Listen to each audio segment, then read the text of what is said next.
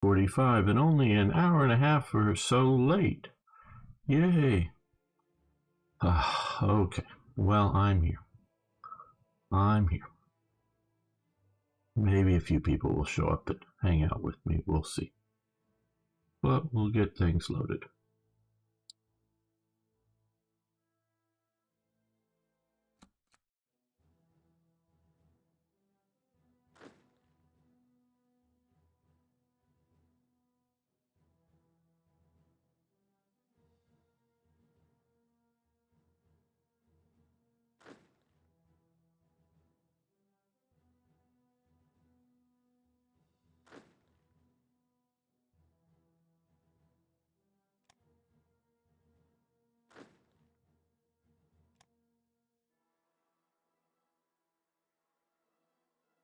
And hello, Butter, how you doing? And Toyjet. Hello, hello. Glad to have you guys here.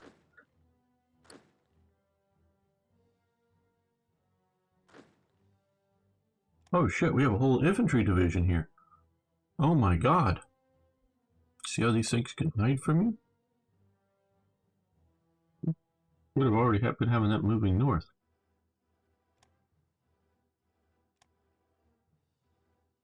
Yes, Arno, finally I'm here.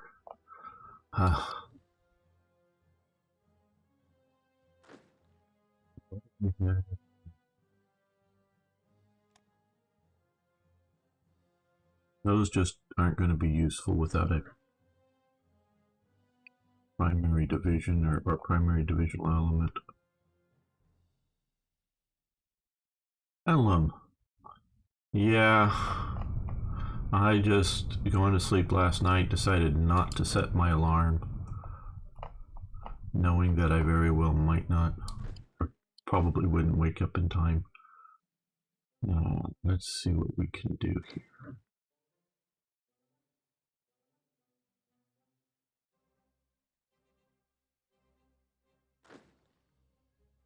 These guys would have been very useful. In the west. Man, no supplies in here. Okay, well.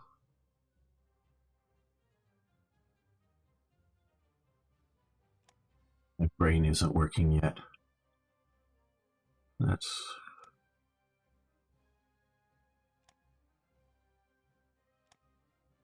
very apparent. At least to me.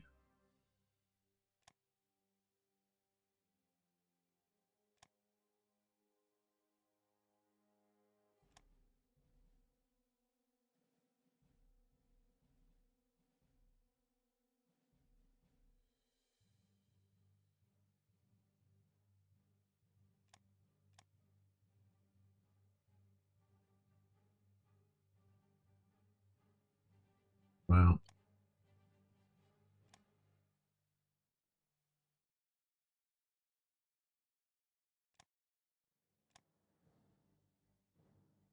Ah, Yoshihisa is here. Very good to have you here, my friend. Have you ever been going to sleep at a reasonable time? Yeah, but these last few weeks have just been really hard on me. They were supposed to be over this week, but no. It's continuing into next week, though. It's making this week a little less hectic. So I don't know whether to feel good about the extending of the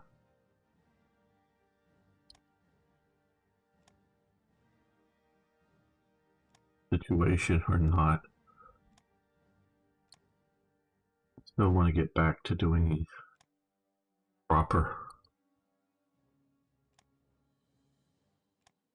YouTube work, proper modding. Well, let's see here. Trying a picture here. I wish we could overlay this. Okay, so what we're going to do is we want to get supplies into this area here.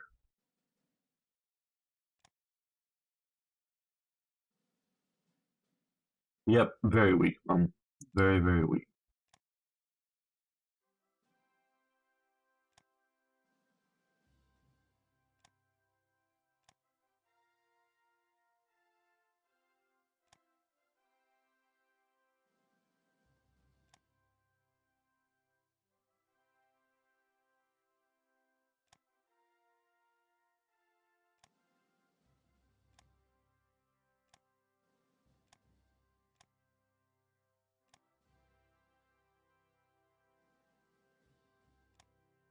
I so wish this had proper railways.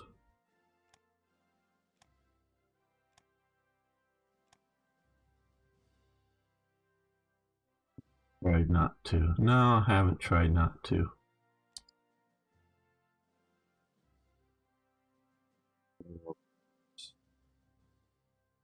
I wonder if that'll help supplies or not.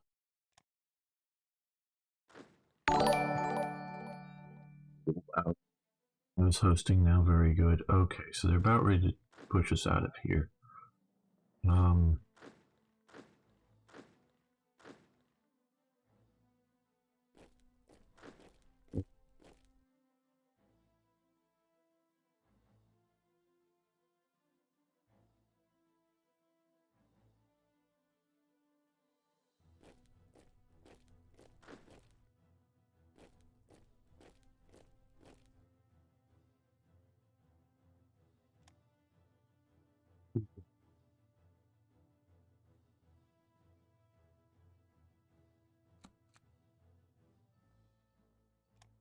All of these down to the bottom. We don't need no more units, do we? Well, we're not going to have enough manpower for much of that anyways.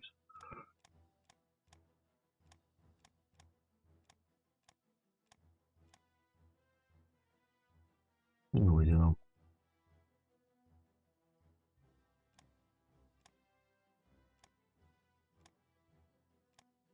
That'll save button.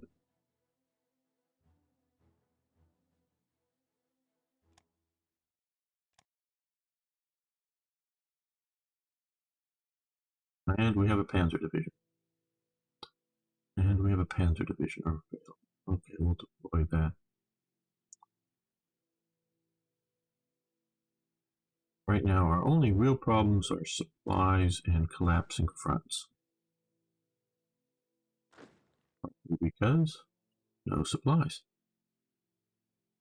Probably not fully.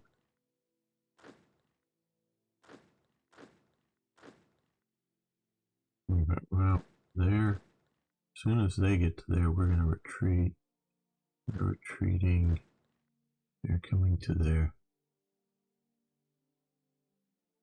Can we increase our draft laws? That's, no, I think we've got to the maximum here. We have service by service by requirement here and conscription laws, emergency conscription. So we've already increased it to the max. We did that last weekend, I believe. But my brain still isn't working yet. I don't know if it's been working for a long time.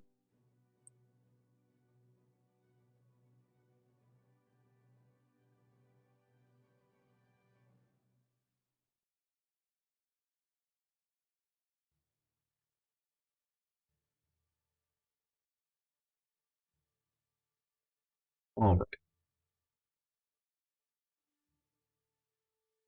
Let's start making an episode here. Over to this pretty picture.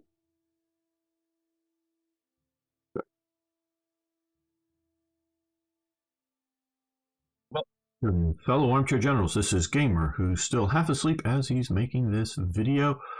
But we are facing an invasion in the Netherlands, and we are scrambling everything we can to hold Rotterdam, because if we can hold Rotterdam, these forces do not get any supply, and I don't think they will be sending in reinforcement. Now, I have found, just before starting this, an infantry division that was hiding under this HQ.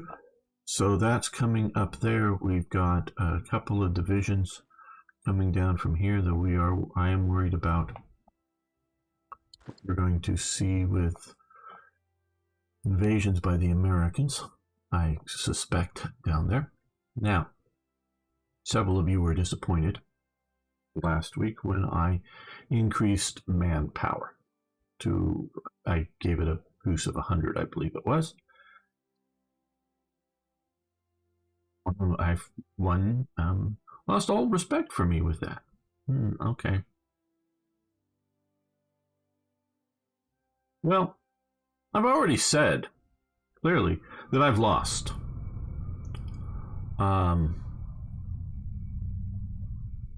I've lost Barbarossa.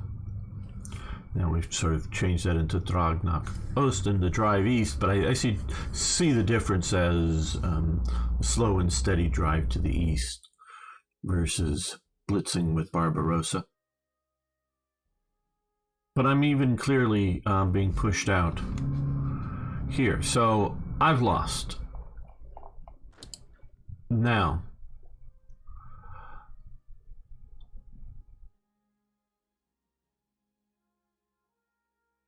I did not get really feedback, though maybe sort of on manpower losses due to the situation of, just looking here, of these units fighting to collapse, shattering and coming back here. But since you guys want to see me continue to battle without manpower, it seems, we will do minus 100, and that'll go down to 81 manpower. So there we go, guys. We don't have that extra boost of manpower. Now let's look here at our, this would reduce manpower down, so we don't do this.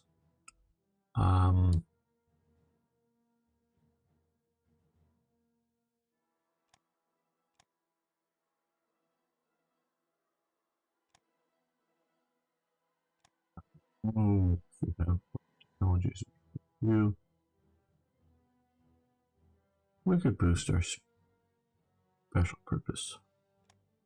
We only have a couple of units of that. Armor? I think we are moving, no, just Marines.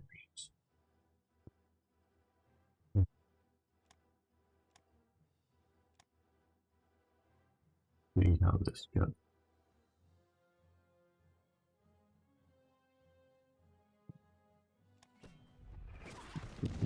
Here. We, for some reason, have this in the front line. Get out of the front line. We're supposed to be met. Probably, maybe I was getting you to motorize something else. That might hold.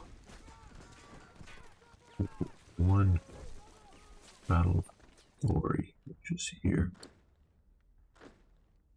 which will give us time to get some of these units out. Hopefully. We've lost here. Okay. Well.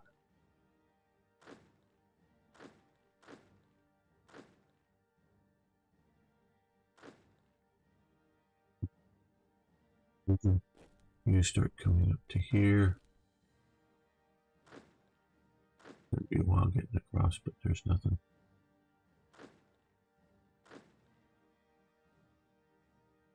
Let's see, let's look at our supplies. I'm not sending any supplies there. That was because submarines were operating very heavily there. Let's, because it's important, create a supply. We're going to come origins. Oh.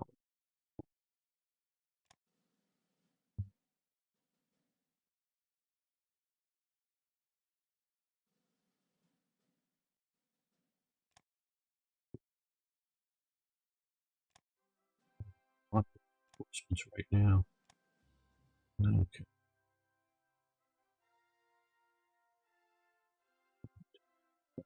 Useful things.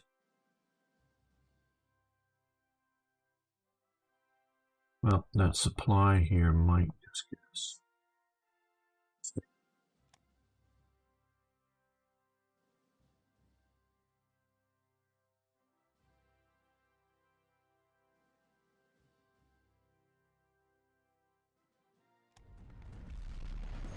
Push there, that'll do okay. We've lost.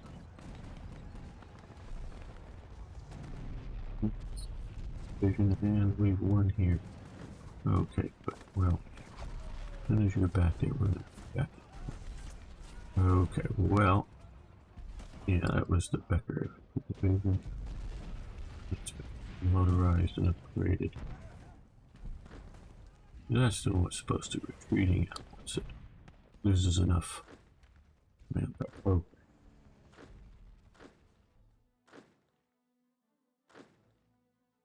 Attack the SD types.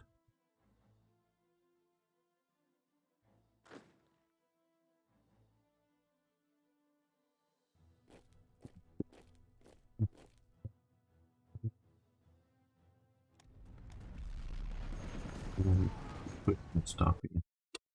And we just had a crash. Damn. Ah. Why did we have that crash? I don't know. All that we did, since that will have to be redone. Yeah, I know, not good. You can't deal with crashes. This is not stable enough, I don't think. Though I am, of course, do realize I have a bunch of other stuff running on my system while I'm trying to do this, which does negatively affect things and stability. Okay, well, I only did one save starting the episode.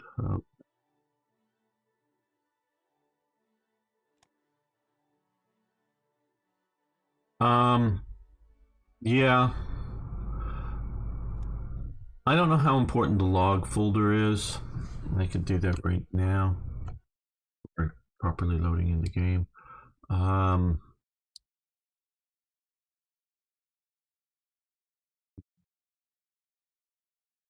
That log folder. Oh, never mind. And yes, I have a few save games, but not many.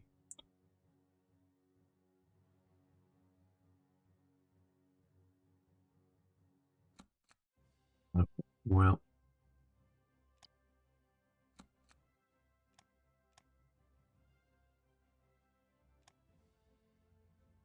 let's make sure we do.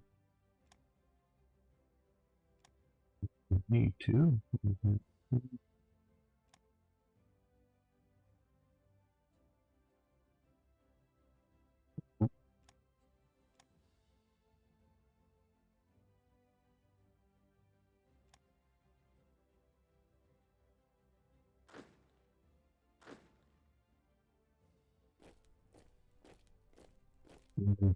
There, that there, because we know that's going to collapse very soon.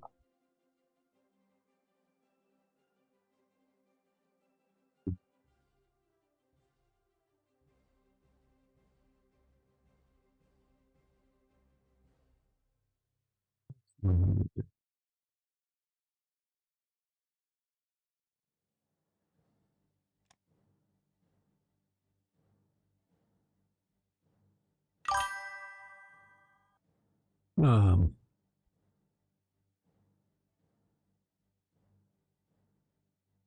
yeah. Now I use the hello rack. I guess that's how you pronounce your name. What you should do is use the user dir, which would be better. I've posted a short tutorial video on having user directories. So instead of burying it where they want to, and users, documents, paradox, it just keeps it in the main folder, so it's easier to manage. I would recommend that. Yes, thanks, Arno. Please do give the stream a thumbs up. It does help. We would love to have more viewers here.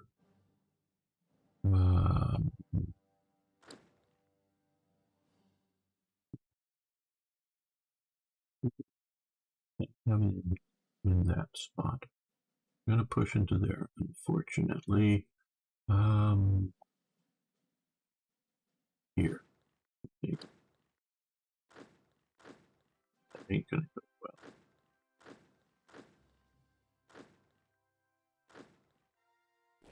it so I can move into there.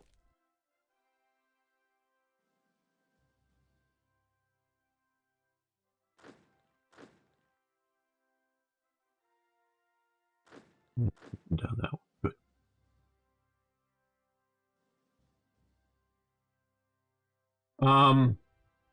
I don't think I'm playing till Berlin falls. How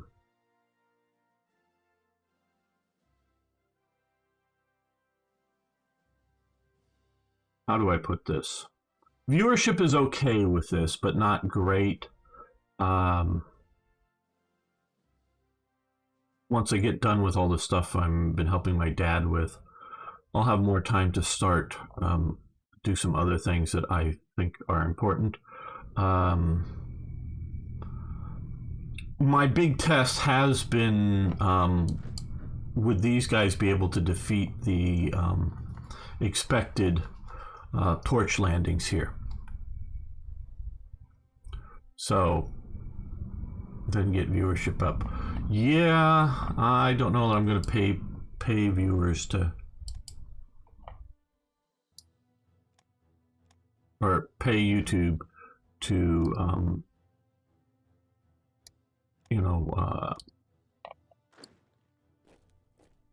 put thumbnails up and advertise more. I don't know. Don't know that the money's worth it.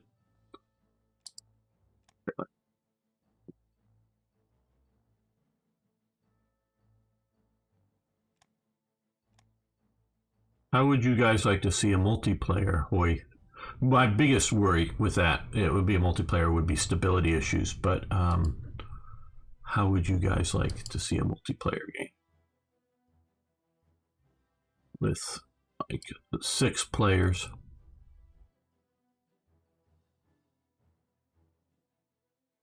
Yeah, I'm gonna work on. Oh, we're going to work on more social media.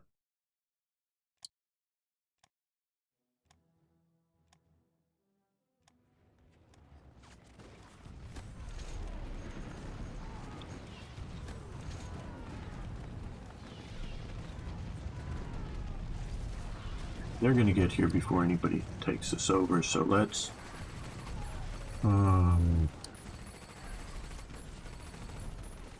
pull you back there because you're in completely bad shape.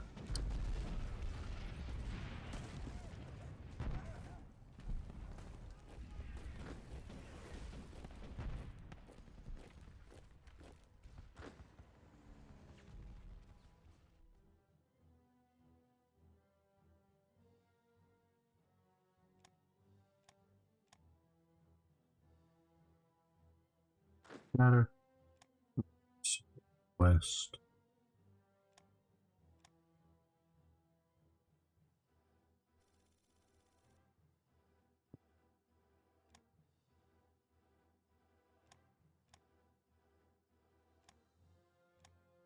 And Hungary would like. Yes, you can have some measurements.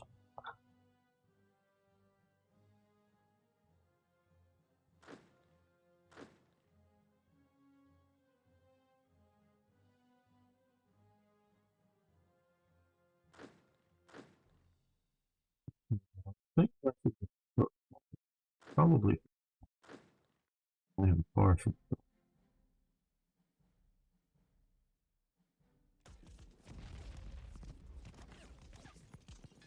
one here. Good.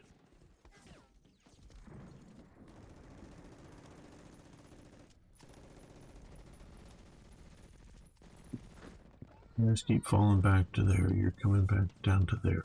Good.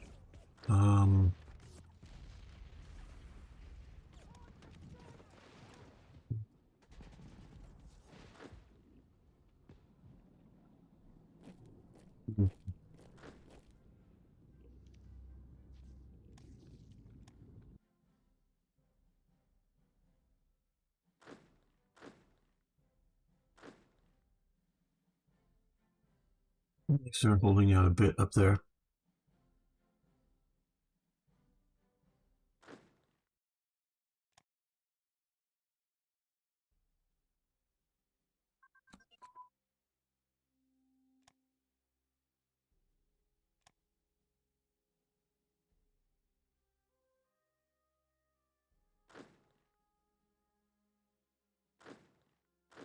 We now have supplies, so they're going to do a little better. Cast pilot advance, very nice. And then we're going to let that continue.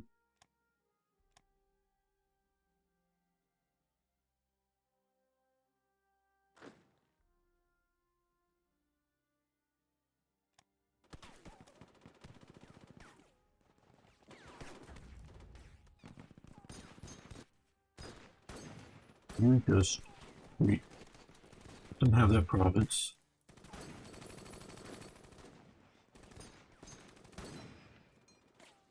Find the river there. Not to maybe save long term, but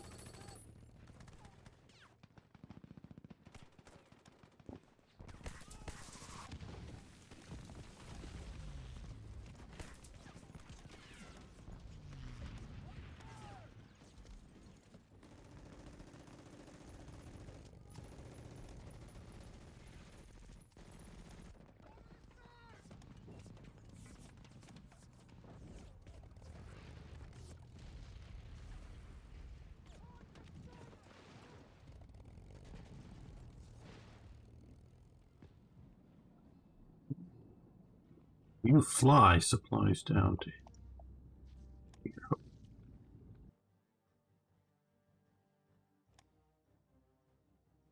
Oh, Alice, how you doing? How's your evening?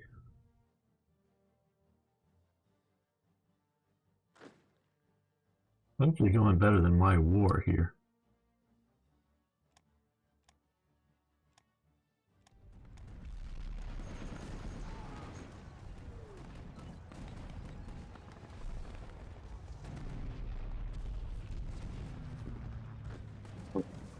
No, you don't have any fuel.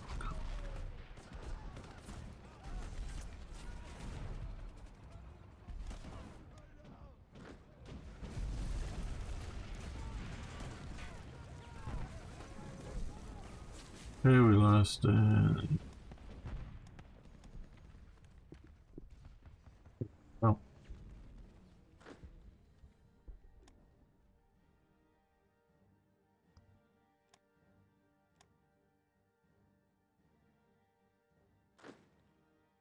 Let's move the general out. Leave some of these guys. Oh, you can fall back.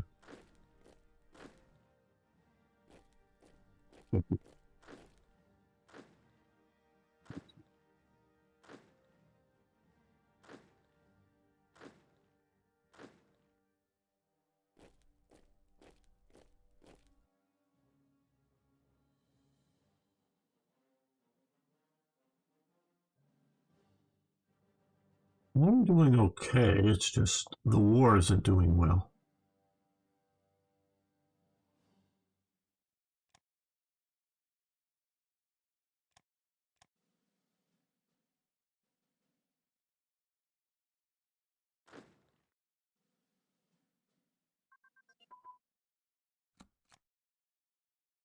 Unit. Oh wait, we're not in the jungles anymore. That is sort of an interesting thing.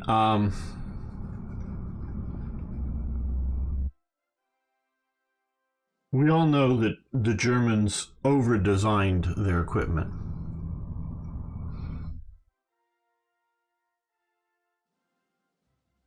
And, you know, it's really telling, because if you put a lot of loving work into a Panther that survives 10 hours in combat,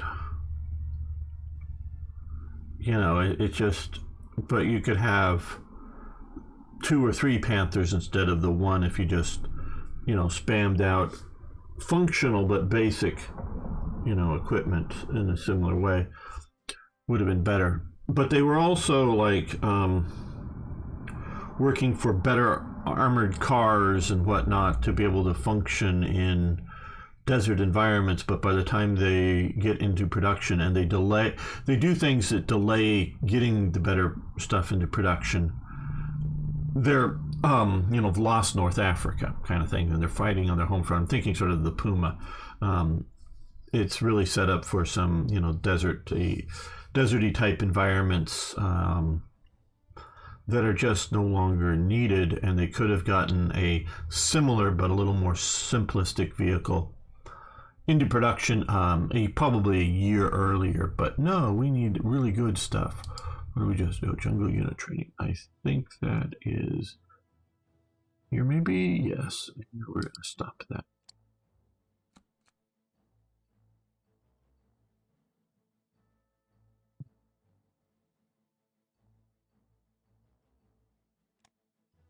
Or yes, exactly, better. It's the expense of making them.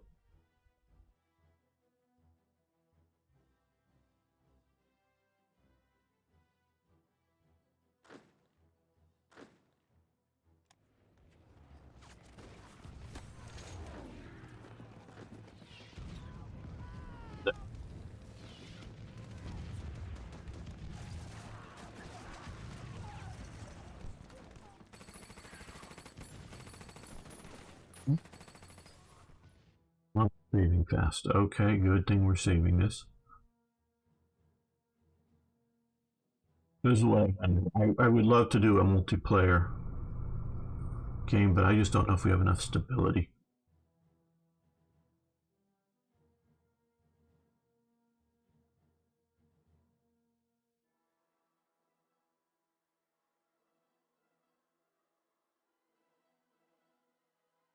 Yeah, we've got a long save here, so we're just going to let this go.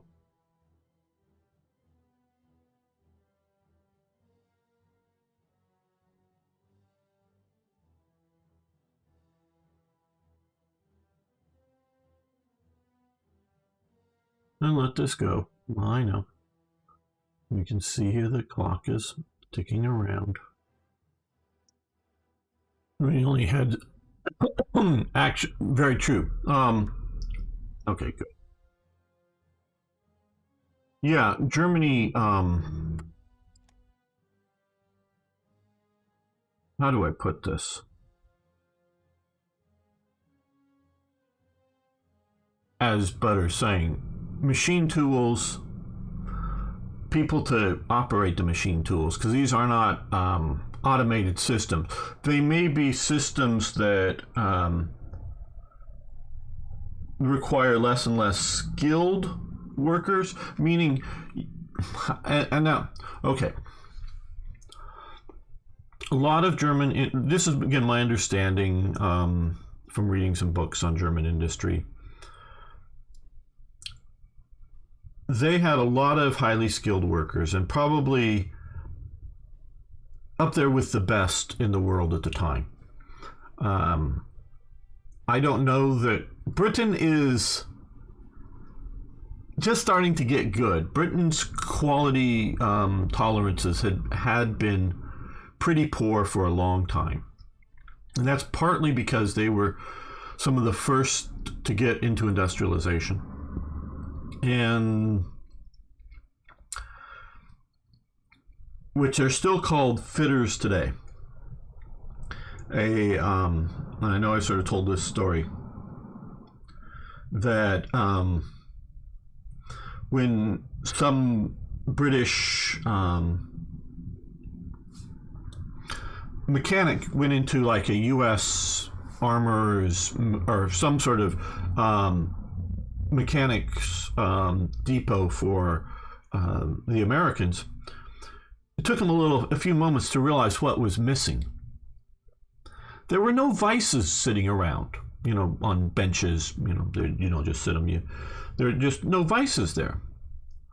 Well, that's because you don't need a vice in an American automobile repair shop. There's almost no need for it, because when the carburetor or some other part needs to be replaced, you just go get another one and you bolt it on. It just works.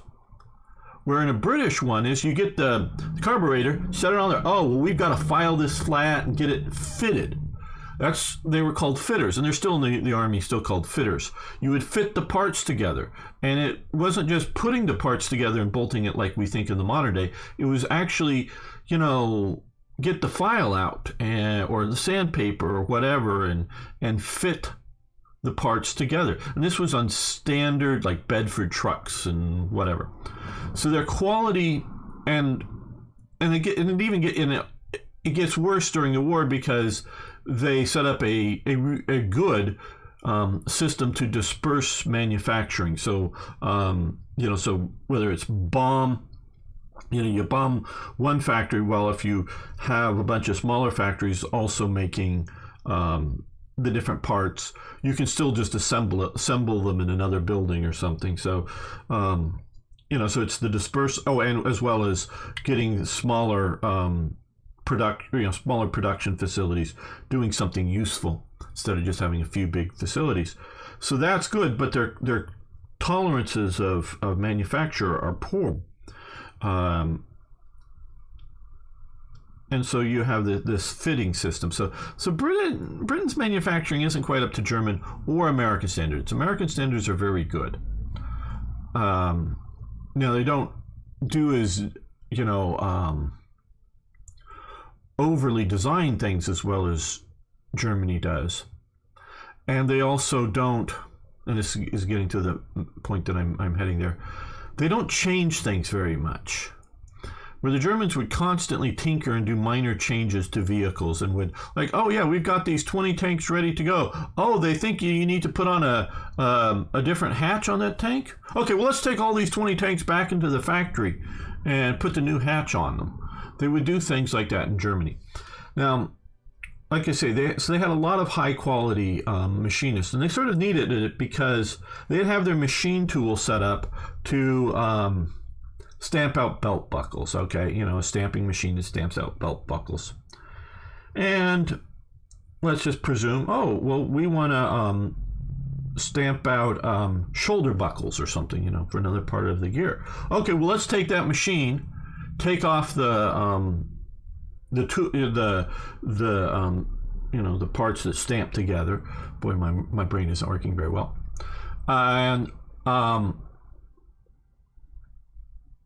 so they would, and then refit it to use that machine for a different thing for a while. And so the Germans would constantly is overstating it maybe, but periodically taking a machine and, if it's, a milling machine that's cutting on something, well, we've just made 50 of these items. Now we'll make 50 of a different item, that's all for whatever production. And so they would need to have qualified personnel that would do the adjustments and then make sure that it's right and correct and would fit the right model things to have good quality there and do that. So you needed a lot of trained personnel to do it. Where the Americans would set it up so that once that machine was making a widget, whatever that widget is, they would turn that machine on and make that very same widget until they decided they had absolutely no more need to ever make that again. And then at that point, would they stop production there. So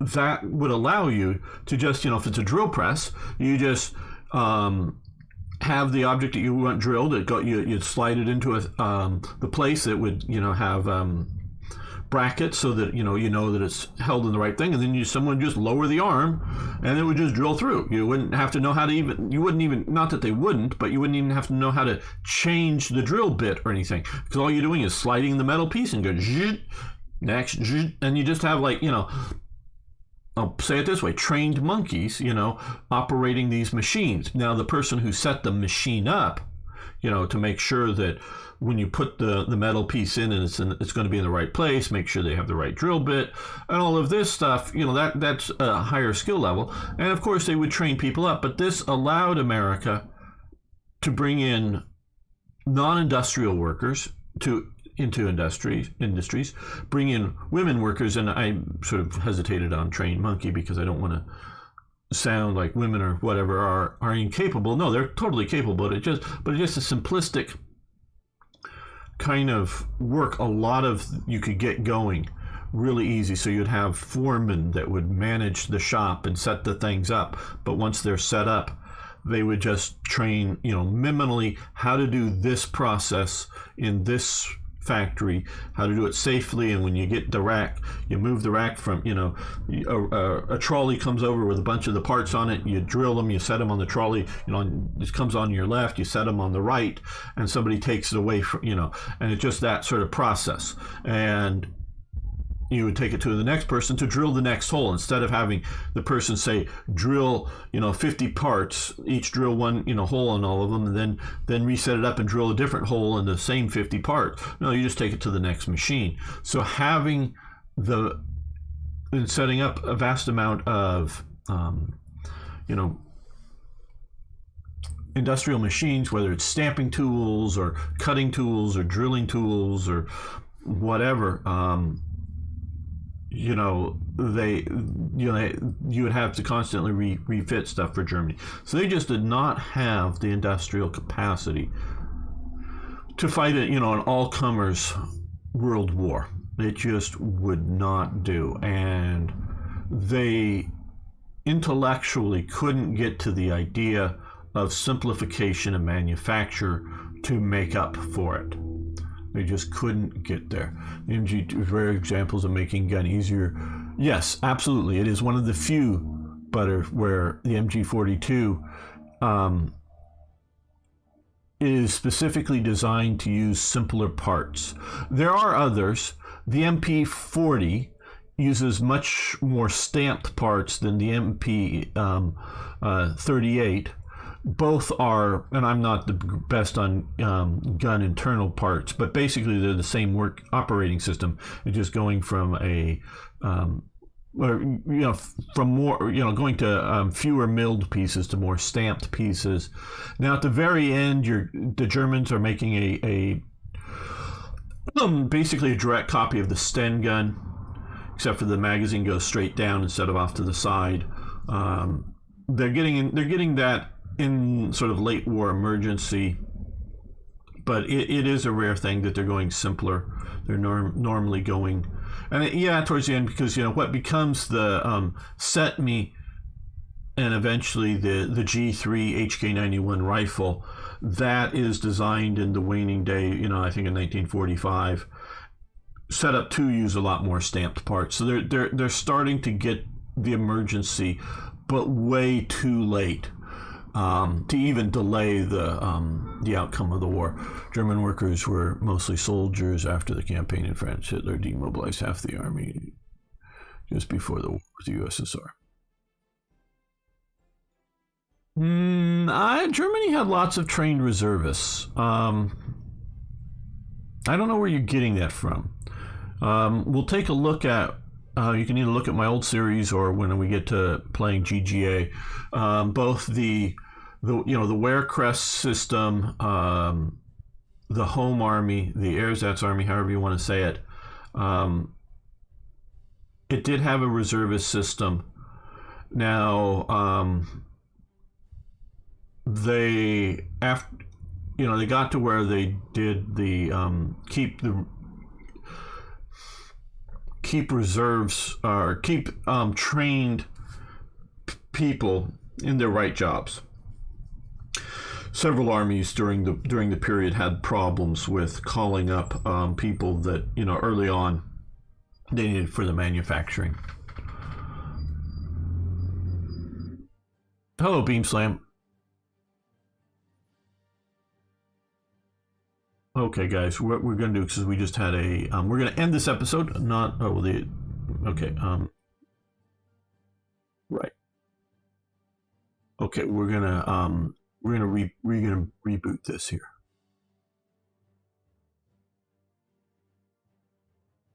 So I'm going to.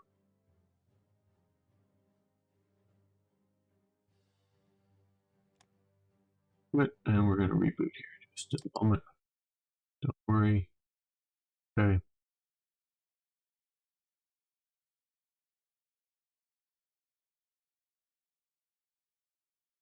No.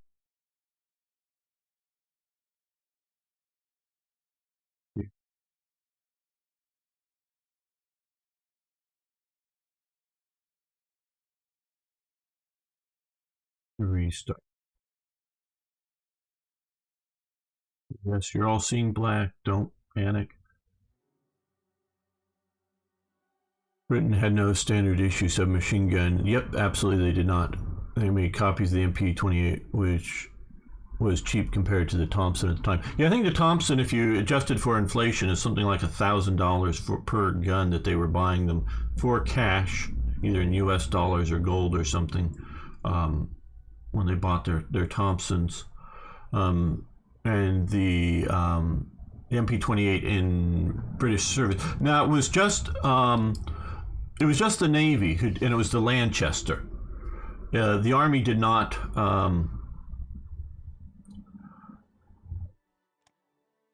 go with the Lanchester. That was the Navy's. But and it was through the whole basic Battle of France. The Brits did not have a submachine gun. It's only after the Battle of France do they start realizing their need for a proper submachine gun. Now the Sten gun isn't very good. It just sort of what they ended up with. Oh yeah, Soviets. And I'm not an expert on the Soviets, but I know they had a significant reservist system, and I wouldn't doubt that it's,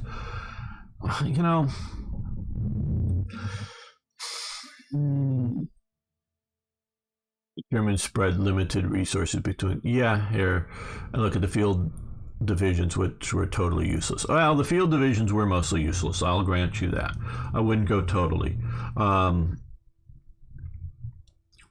You see, you have to take in and again look at Third Reich events, which I don't have. You have the whole SA. That was part of the reserve system that was operating throughout the war. The SA,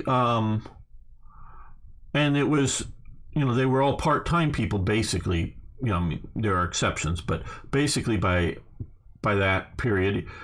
And this is the SA that hadn't been drafted into the army or individuals volunteered to be in the army, the Luftwaffe, the whatever, or the Navy. But the SA that was still there at home was a reserve militia element that would be called up, after a bombing raid on somewhere, partially called up to deal with, rescue of trapped individuals, deal with bomb damage, that kind of thing. But also when they shot down enemy airplanes, they would be sending the SA out armed to scour the countryside to look for downed enemy pilots, possibly look for downed friendly pilots that could be injured. There was a whole system of that. Now we hear, the Volkssturm, which is sort of rebranding all of the various reservist forces and putting them into one thing. So it's not as clear cut, and it's convoluted, and it's overlapping, and it's not maybe done well. It's done again like German designed weapons, overly detailed, conflicting, not terribly well done.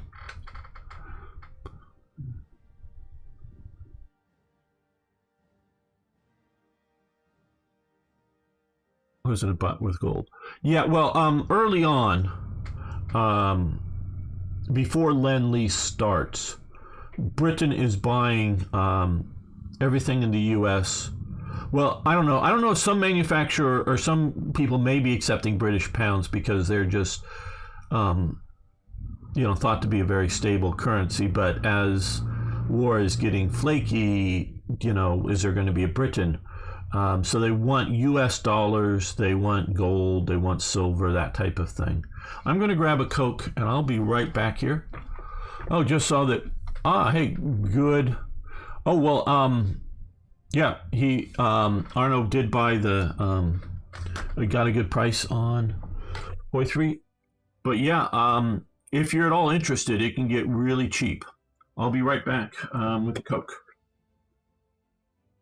I can continue speaking to you all.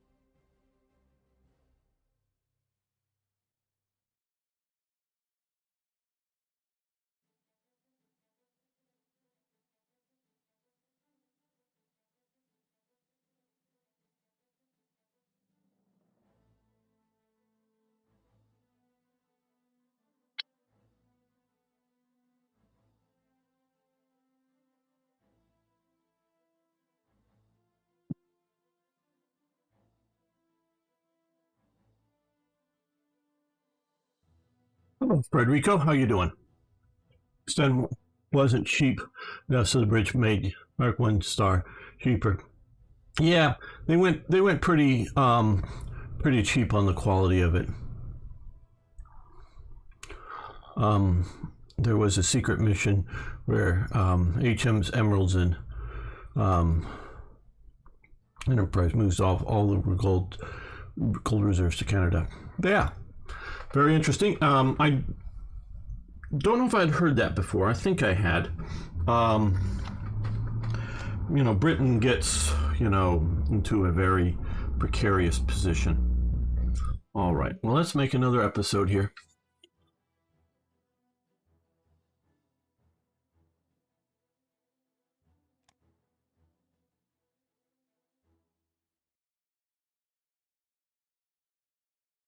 Welcome back, fellow armchair generals. This is Gamer 1745 with my continuing playthrough of Hearts of Iron 3's Black Ice 10.41, I believe it is. And we are facing an invasion here in the Netherlands, and we are trying to reinforce a Rotterdam garrison. There's enough time to hold it to keep the British from getting a supply port.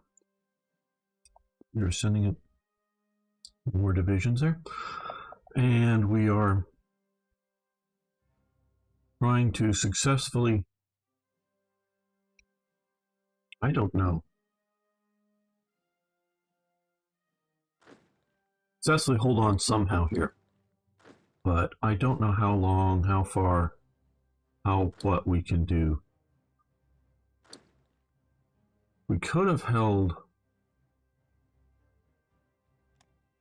maybe down here at this river. New organization, come back to here.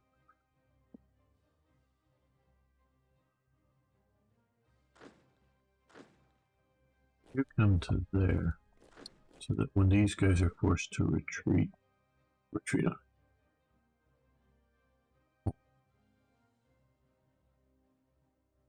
Really go back to that, yeah.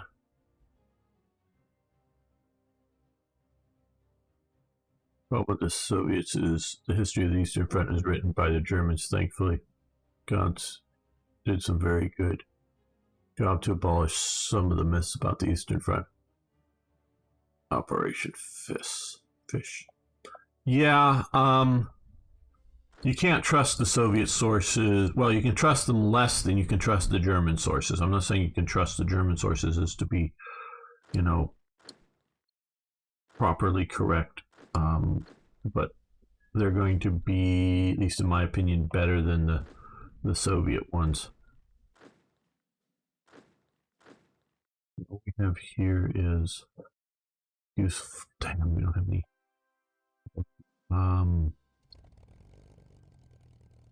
There's supply. Let's see. Can we supply into here? Bring supplies down to us. Okay, yes, 2 million in gold bars. Hello, Toddle Hell. Maybe someday. That's a lot. That's a lot of money in gold. Yeah. My rage quitting on that is, someday I'll revisit it, probably. I'm not sure when. Things have just been disrupted for me for a long time, and hopefully, it was supposed to be ending this week, but hopefully ending next week. I can get some of the disruption over with and get back to playing, though I think maybe Black Ice will be the next Hoi 4 mod I try again. I don't know.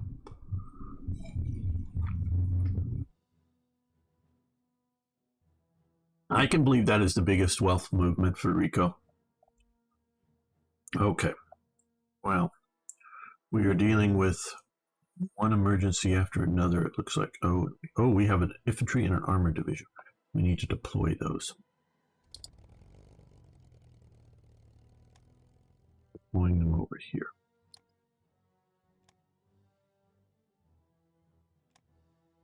Did I put them? Okay,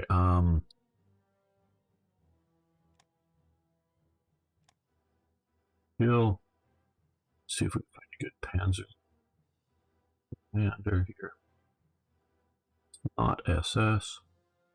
We're not going to put SS in charge of them, or vice versa.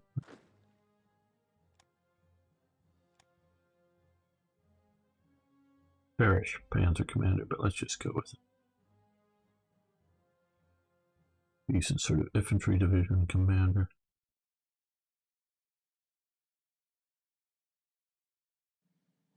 Barrack commander par excellence. Okay, no, not Luftwaffe either.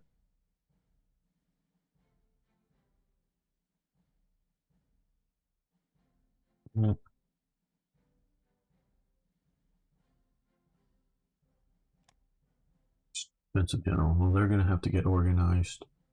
I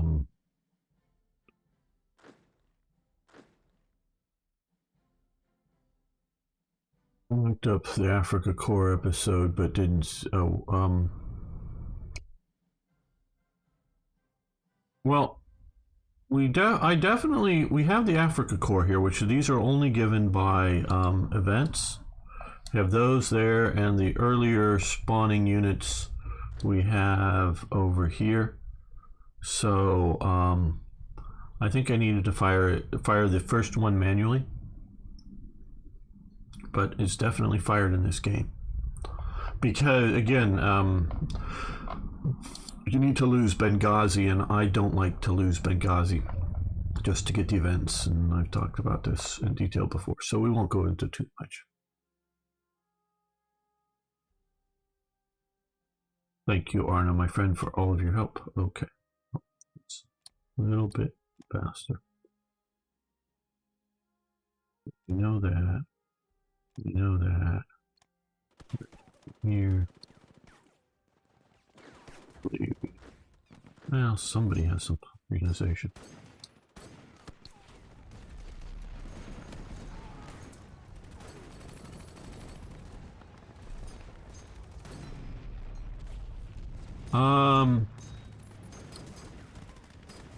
To do that,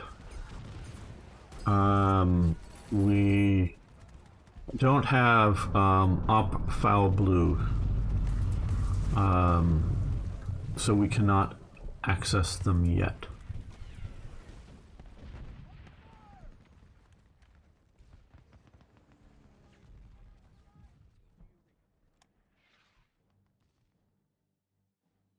And I don't see that as one of the options here.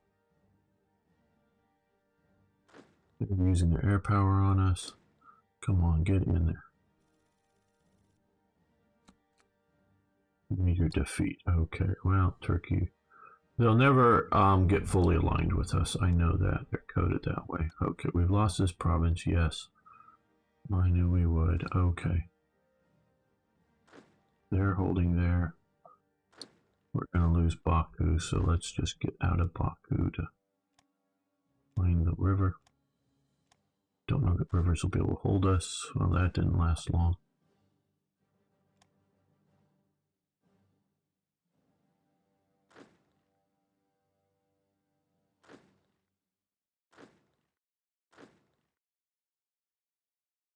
Well, really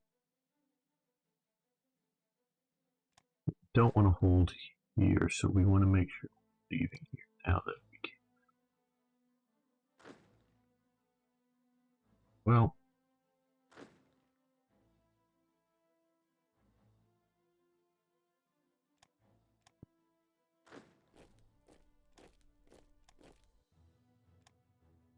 we have resources.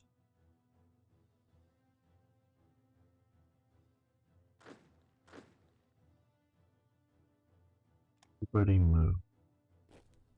Come to here.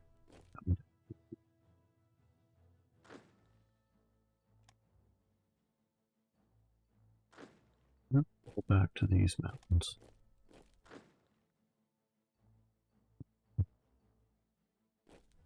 Build anything.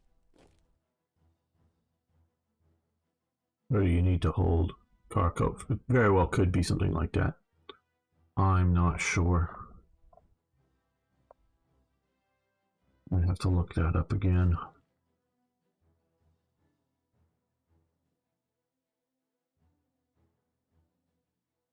Okay, the Fuhrer big light, Fuhrer headquarters shattered.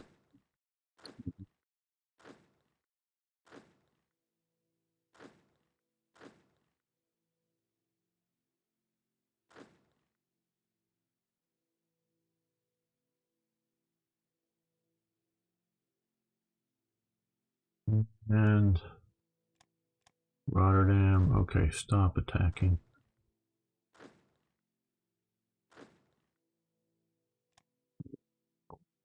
Increase the pressure here on Rotterdam, but you guys get it soon.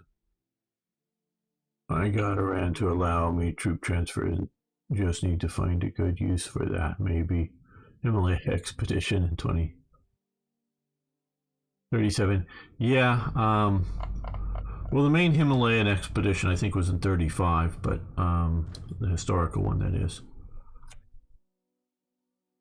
I think that's when it was.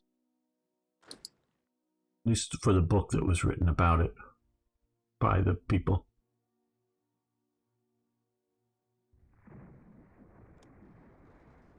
Oh, we just took out a heavy cruiser over here. Good. And we're having some successes. It's mostly just the lack of supply that's effing us up here.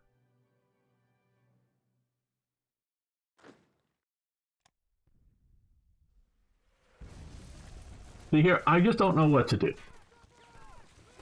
We have a reasonable amount of supply, so we have a reasonable amount of organization.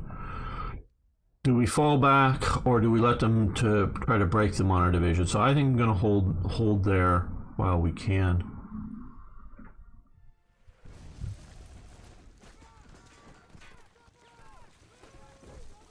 So, yeah. Let's move you down here. Maybe we get you supplied. Supplies now. Yes.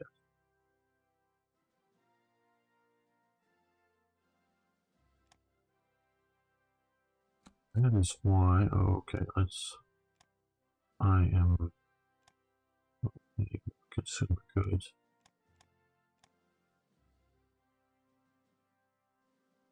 Building lots and lots of infrastructure.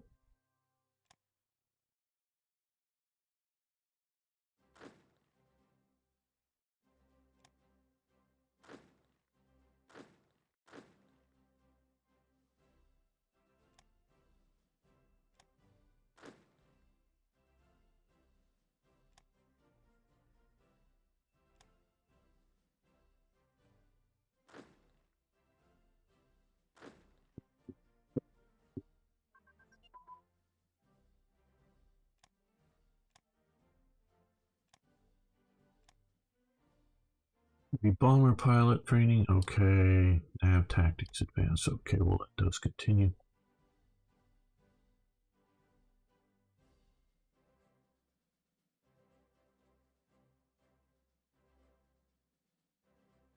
Oh, they lost a submarine, very good. Okay, Totenkopf is here now. I think we've got this. They're bombing us, which isn't nice of them. No fair, you're bombing. Okay, down here.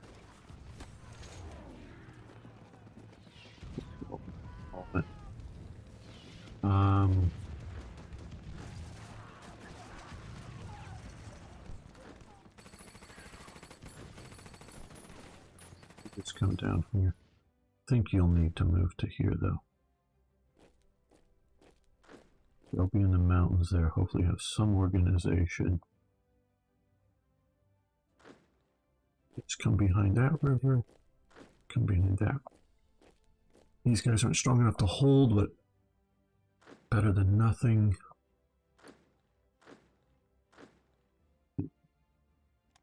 Better. Don't need to see that. Don't need to see that. Attacking.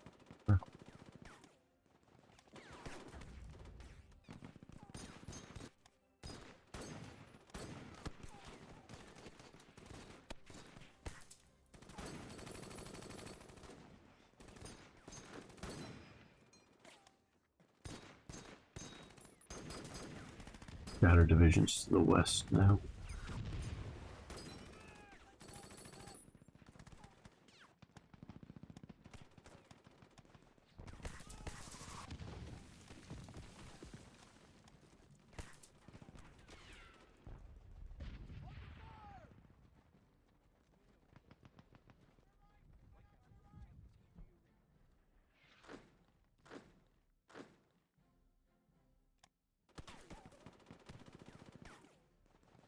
Step by step, we fall back.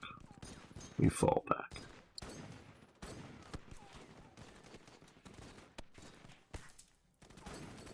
We'll end by Christmas.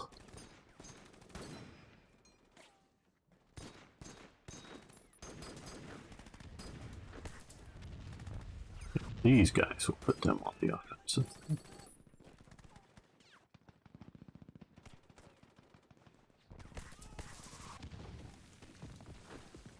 One here, good. Or is it here? Here.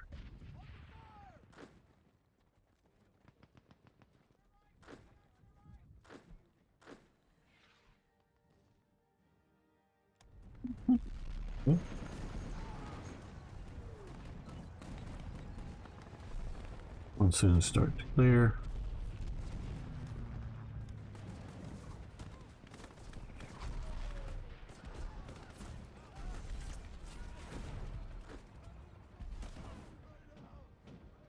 Just fall back. Don't worry about fighting.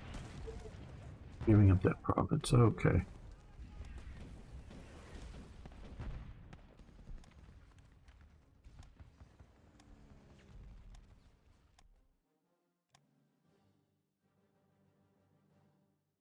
And another shatter. Okay. I'll get back into command.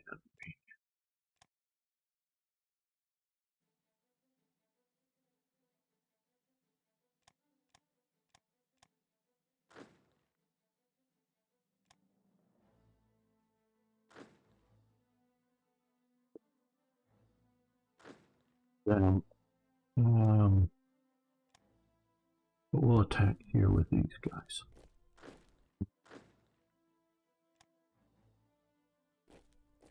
Guys.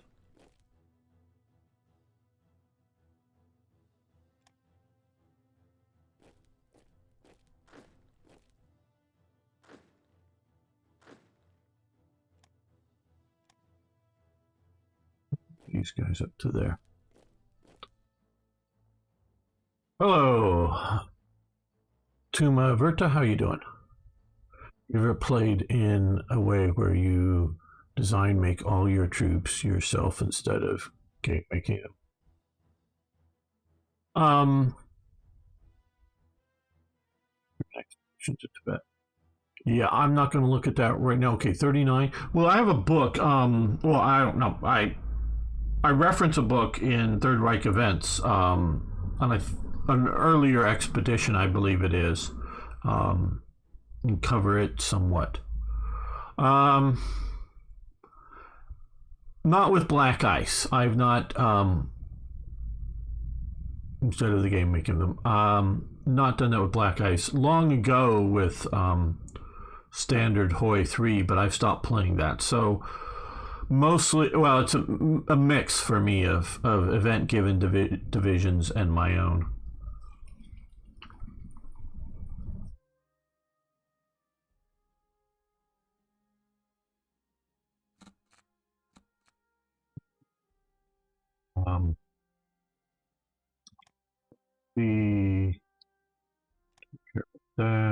See about that in a moment.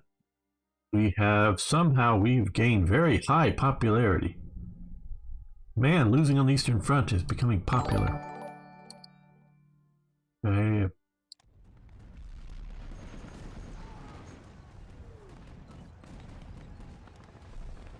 Partisan breakout in Croatia.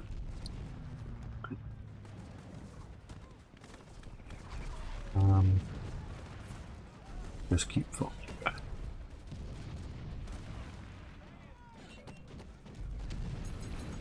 Yeah. Supplies will send supplies to there. New battle commander forward to victory. Okay, good. Oil refinery has come online. Now we can better serve the nation.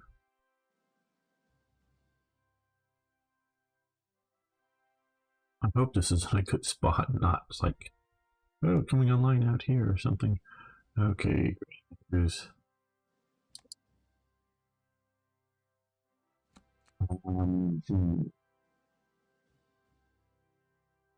more leadership. We still have 110 plus officers. I think we're doing okay there.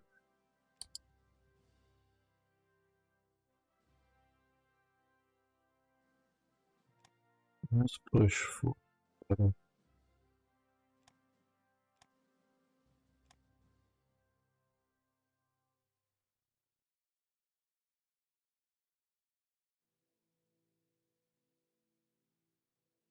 scattered. Okay, well, we'll move our SSHQ to the east where it's commanding units out there.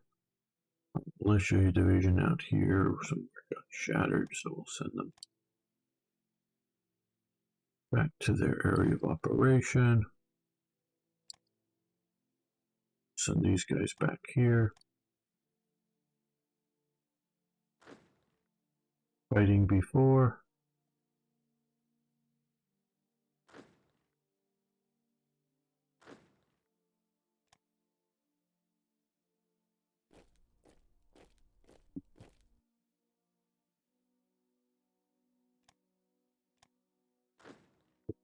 In here. So let's attack here. Let's attack here. These militia should collapse. Oh, SS division just shattered.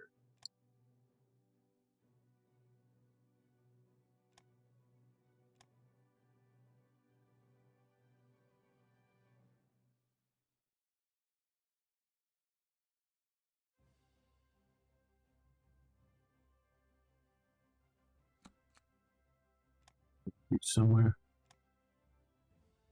Okay, we've lost this province here.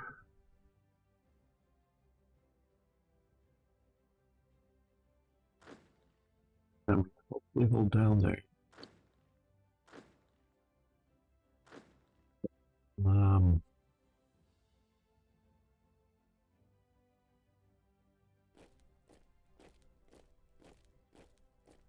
You have enough time to make it down here, but it comes out big anyways. And they're pushing us back from the river here. Oh, good. We always like that, don't we?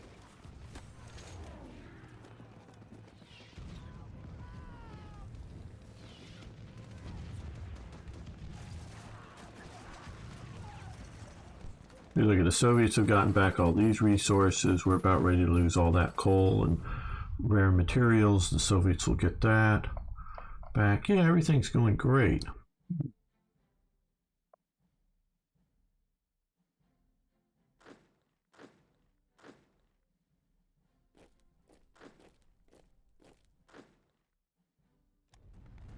Well, it looks like we may turn this around here. In the west, that is. And collapse, yes. Hey, Harry.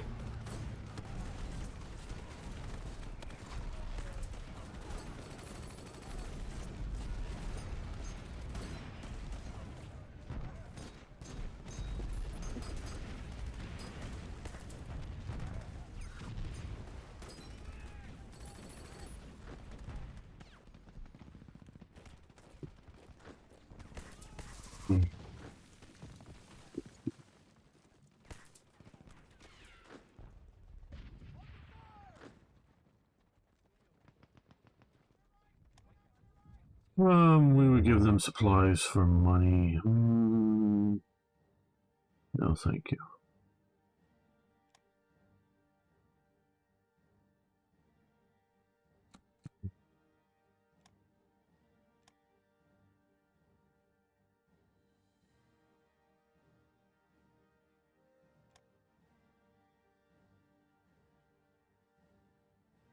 consider an algorithm-friendly series, which would be considered condensed, edited, explaining then having an edited segment that playing out in the game. Yeah, I've considered that. My friend Eric, who's been here, you've been seeing him talk with about his modeling, has edited some work already.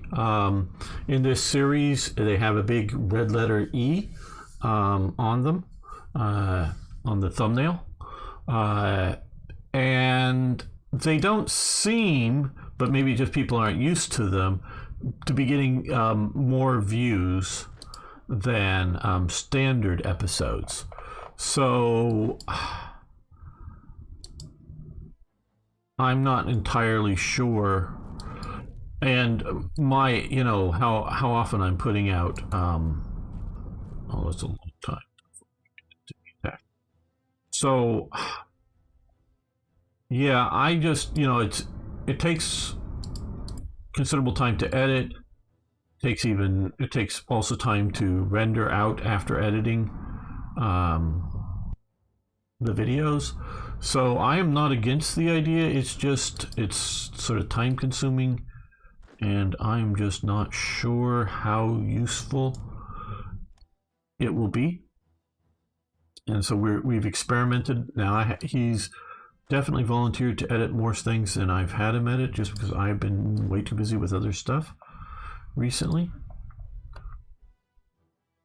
And he does a very good job editing, so look forward to more of those, but I don't know how often.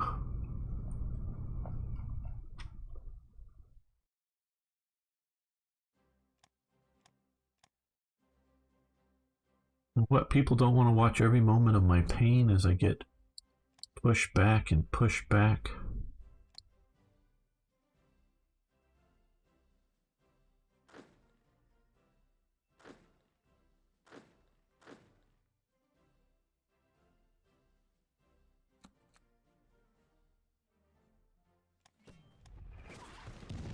Snowfall increases.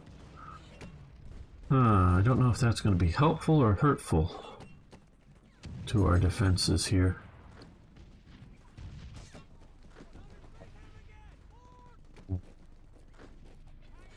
Well, you got a there.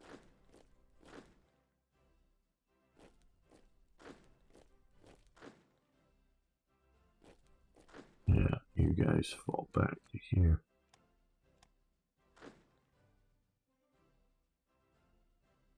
And I think you're all gonna fall back.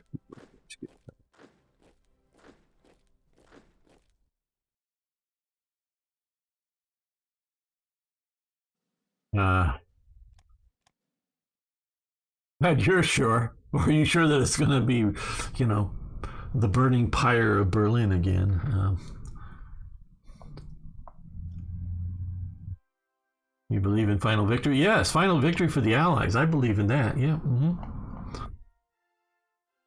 You won't find me a doubter in believing in victory for the Allies. I'm sure of that one.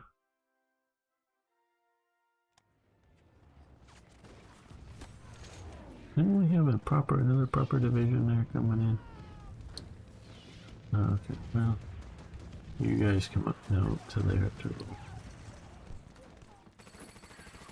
You coming in on that? Okay, well, let's take a look at this. Won the battle up there, good. Tibet is quietly taking steps to align themselves to us. Are you insane? Okay, sabotage of the hydroelectric plant at Niagara Falls. Mein Führer, our agents have informed us that they are about to sabotage the vital hydroelectric plant at Niagara Falls on the Canadian-American border near Buffalo, New York. If successful, this will no doubt cripple American energy production for some time. Is that the plant there? Could be. I don't know.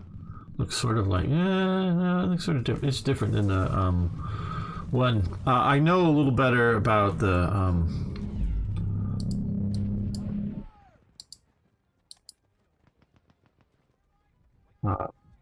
plant out here in California, Arizona, or Nevada border. Well, it's also sort of at Arizona right here, but it's is the Boulder Dam or Hoover Dam, sort of called both. Don't know what officially it is, but they set it up to, and it's also a roadway. You can go drive on it today, but and you can still see a few of them. They built like concrete bunkers, or just for machine gun positions, and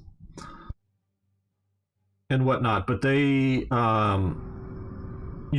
like checked your car out if you were going to drive past it. They they had like a couple of companies of troops guarding this, and forget which movie it was, but one sabotage oriented sort of movie, Hollywood movie, did have they were planning on trying to sabotage it, which would have been a significant underdoing to be able to do it, but they had a few companies of troops well fortified to do that. I don't know about Niagara Falls, how big of an impact that would be. Operation Pretorius. Target severely damaged. Most excellent minefield. Our agents have informed us that the recent sabotage target was successful. Early reports that the damage was severe. Wow, I wonder if this is correct or just they were captured and are sending back false information. I have to wonder about that. Better to surrender to the west than die in the east. You just need to build up those heavy tanks. We're doing the heavy tanks for it. You need some amount of explosives, yes, of course.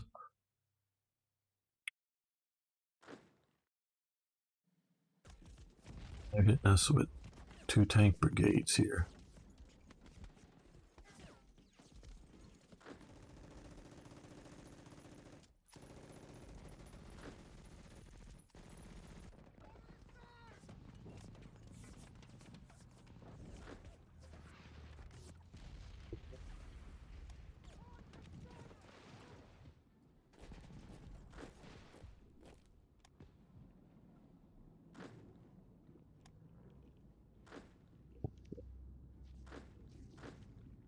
Not really.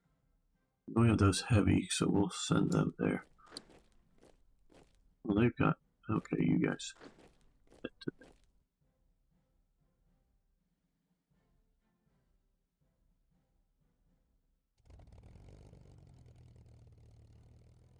Well, let's... Let me get up here and bump. There, good. Yeah, I should play better. Then I really don't know a lot of this.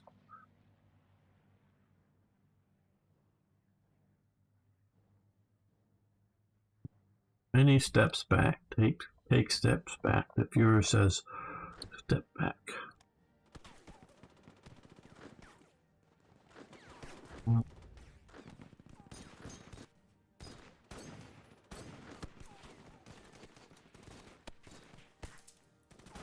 you come this way.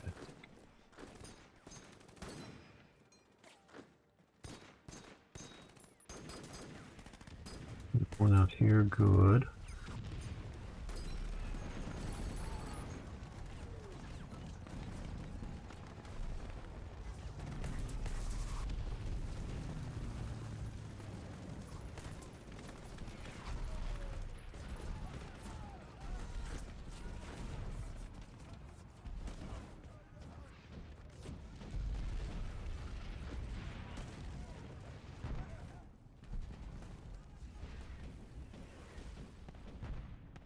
We'll see if this line can hold out here.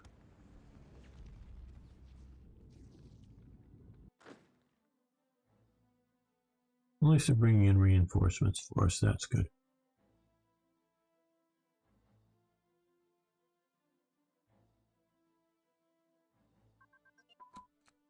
Radar for capital ship. Okay, good. We like radar.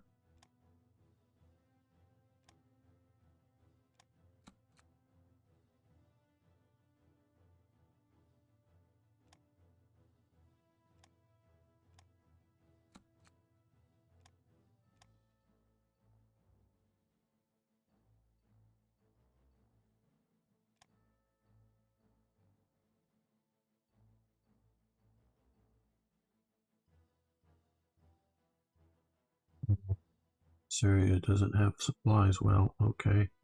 And everybody's shattered. Okay, well, looks like we're going to be falling back here soon.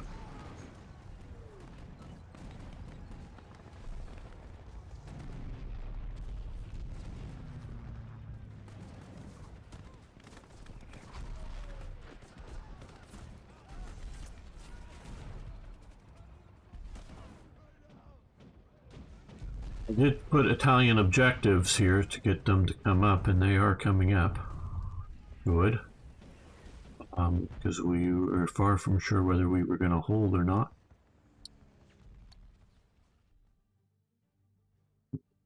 Yet to snuff out the bridgeheads.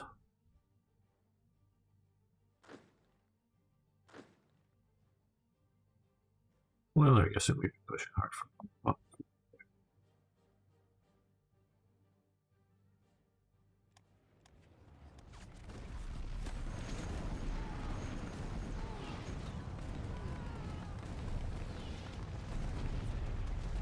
Well,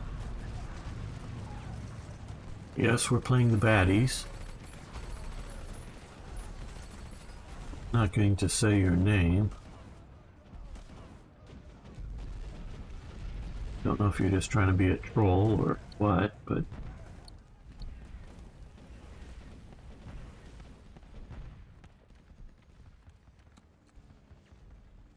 Okay, Legion of French Volunteers against Bolshevism. Legion of French Volunteers was a collaborationist French militia founded on July 8, 1941. It gathered various collaborationist parties, including Marcel Boucard's Movement Francis. Well, I'm not going to read all of those into one. Volunteered to fight against the USSR.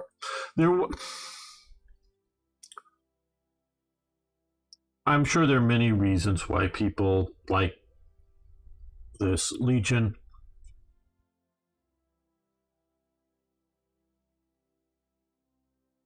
Fought for the Germans, if you will. But there was a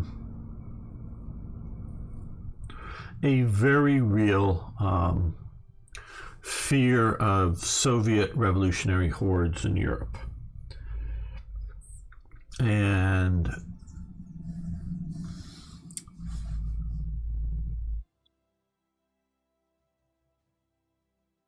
you know,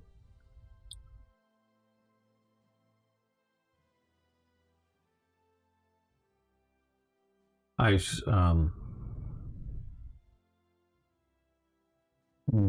do I put this? I've seen some interviews of back in the I think it was the 60s they were made with some of the guys that were in some of the French guys that were in the Waffen SS, and they made out like they were fascists and not Nazis. And that's probably true. And they supposedly, according to the interview, and you never know whether the guys are telling the truth in the interviews after the war or not, but supposedly when they were like at Bad Tolz or whatever, SS leadership school, they were supposedly openly mocking the to the instructor's face and whatnot, the SS racial ideologies and stuff. I don't find it, and I unfortunately I didn't record it when I originally found it, and I'd love to get, I forget the name of it right offhand. I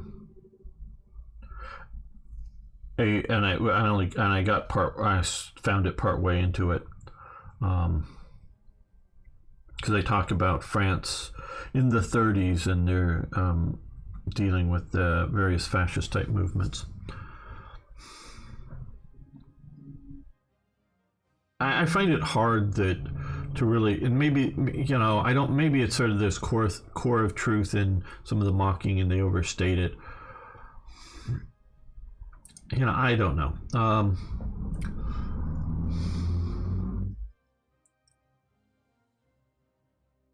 It's really hard for me here now looking back and going, why would you, you know, excuse me, join the army of, if you will, even in a special unit that you're carrying a French flag in, that's defeated you. But yeah, I would say that there really was a, excuse me, fear of the Soviet Union and what it would mean. You just collapsed after attacking here. So, I don't know. Don't know what to say for sure, because I'm sure it's mixed with a lot of things.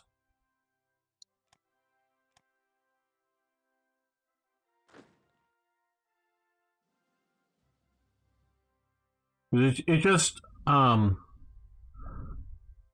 my opinion, just too easy to go, oh, they're traitors. And yeah, okay, they are. I'm not going to try to argue that they weren't. But I try to, you know, I guess understand. Okay, here they are. So they're light infantry with some mix.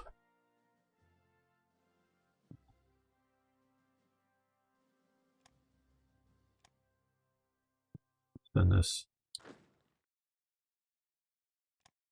And we have a battle command. Have the Spanish? Yes, they have. We have the blue division somewhere here. They're actually fairly well organized, but if I move them up, I don't know. So we do have the blue division there. Very. I just like that. We have this overly done Indian division. I don't know whether I should move because they just so lack of supplies and everything. Whether I should move them up or they're just going to drain other units, or what, I don't know.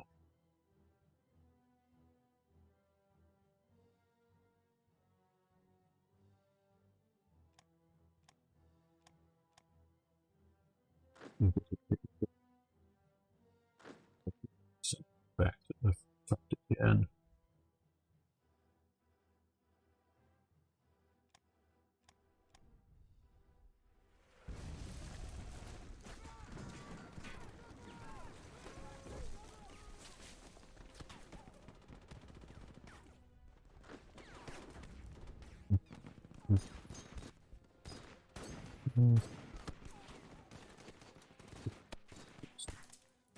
Might be able to hold out for a while.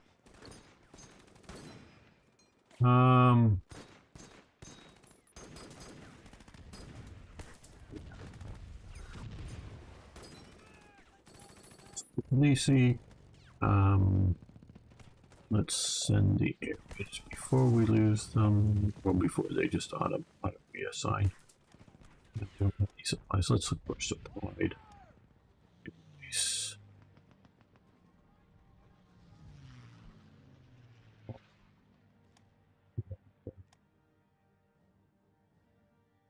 Those are air support down here, basically.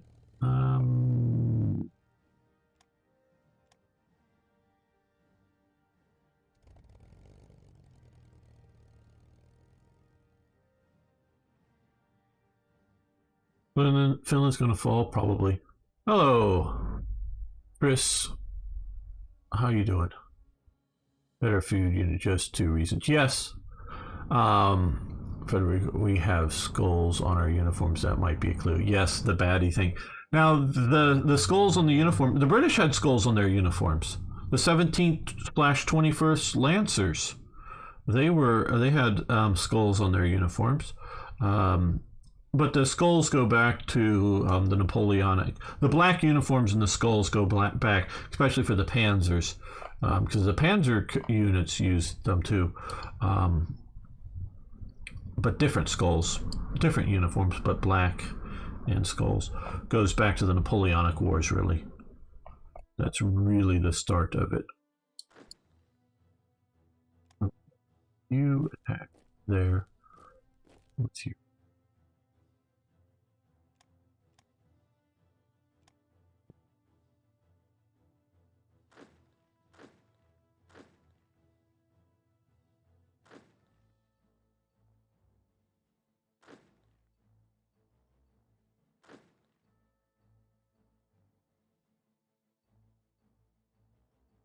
Well, I wonder.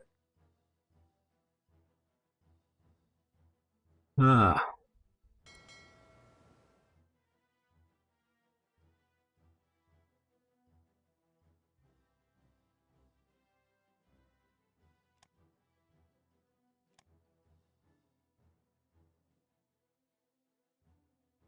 Okay.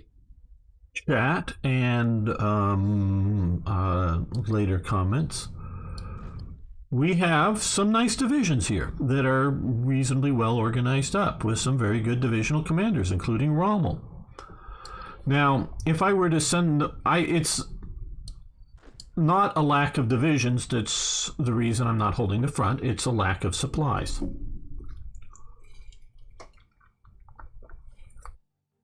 And currently, we have plenty of fuel. Currently, we have plenty of supplies. So that is not a problem. It's getting them to the front. And we don't have plenty, but we have enough transports.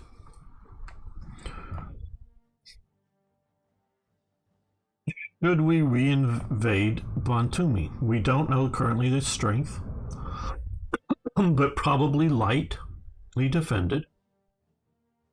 Should we do a counter,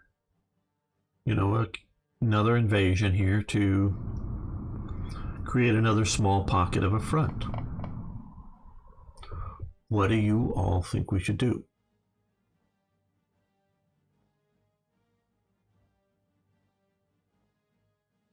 Russian Hussars use it. Yes, hello. NMDB, originally associated with a contempt of death. Yeah, and also the, I'm forgetting who, the Duke of Brunswick, because they were the Black Brunswickers, after he was killed fighting the French. They went over to that, and I think started wearing the black uniforms in the when they were fighting alongside the British in the Spanish campaign. Continued at the Waterloo campaign. Well, right now we don't need more divisions here. We have a bunch of Italians have showed up, because I had no idea whether we were going to be able to hold out. We can even see here that they're getting hit pretty damn hard. Hold out in Rotterdam, and if we didn't have Rotterdam, I was expecting to have at least British reinforcements pour in, and so we called in the Italians, and it looks like we might defeat that there. We might defeat these guys here. So, the Italians are saving us, actually.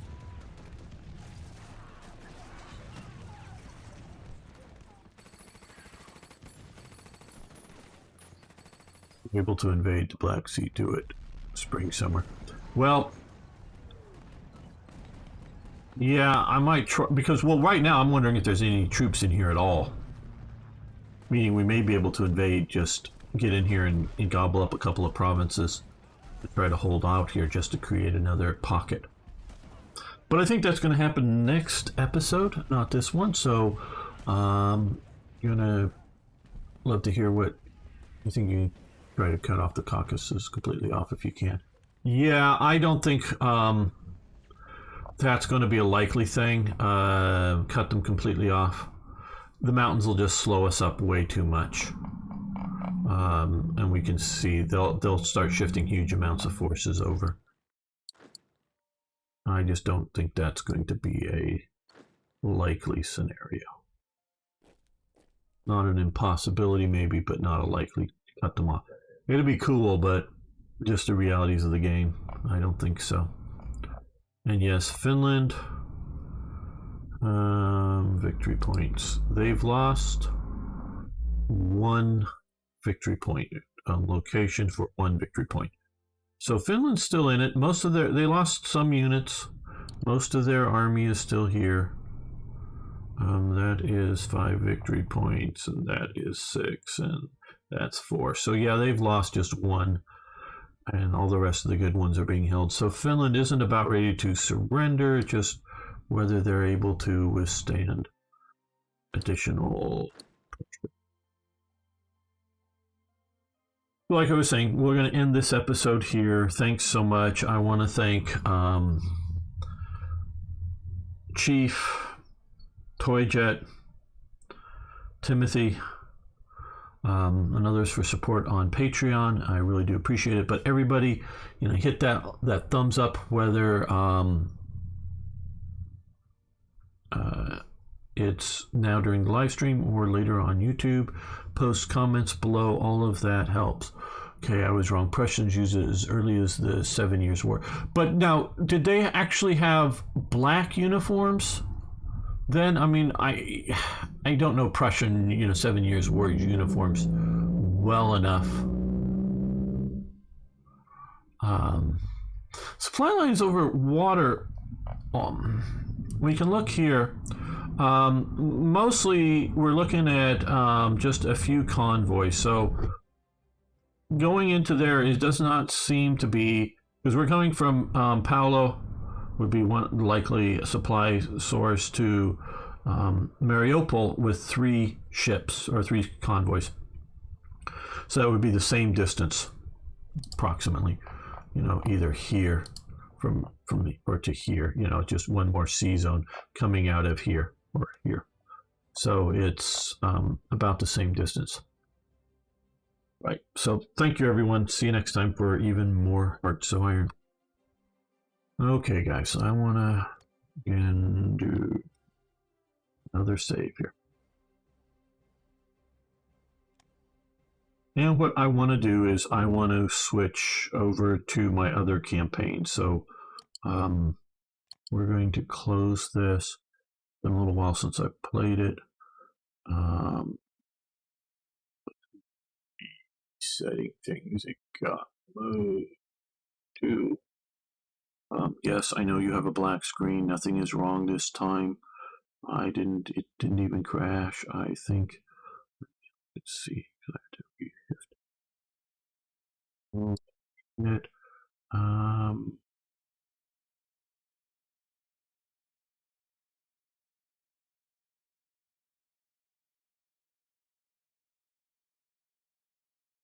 Readjusted things, and now I've lost where the icon is to start it.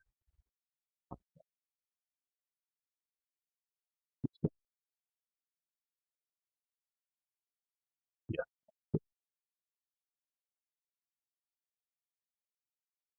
Let's move this over to you.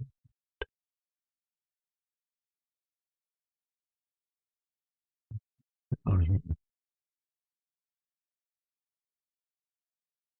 Yes, I know. Blackness is scary.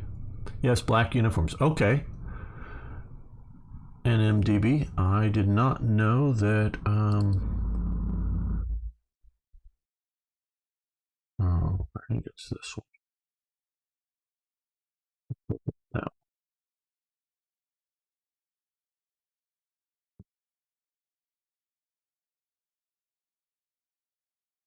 That the Prussians did that back in the 7 Years' War.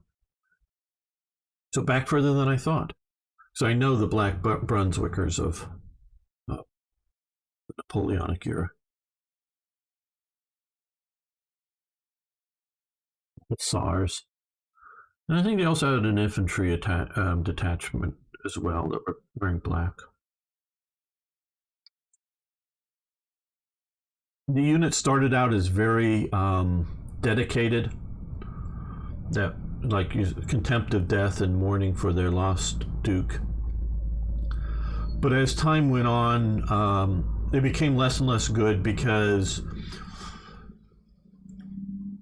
it was sort of like, hey, yeah, you want to be in a prisoner of war camp in the Napoleonic era? Or, hey, Germans that were fighting for Napoleon?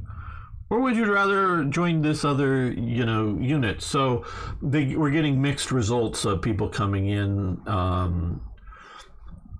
a reasonably high desertion rate because some of the people that joined up just really were using it as a chance to,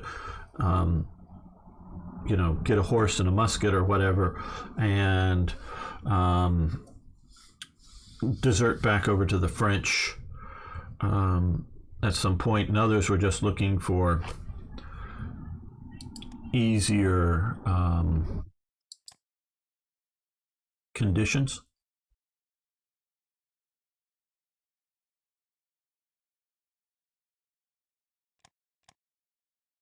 And they weren't getting that with what's going on. Right. Okay, no, this is not right. Okay.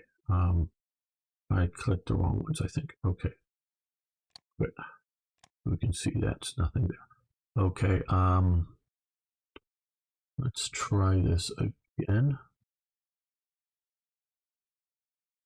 It's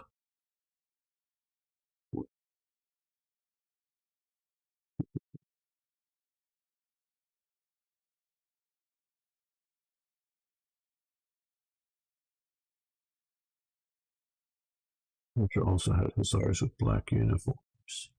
Big skulls as late as 1864 in the war against Denmark. Okay. They were still using it then.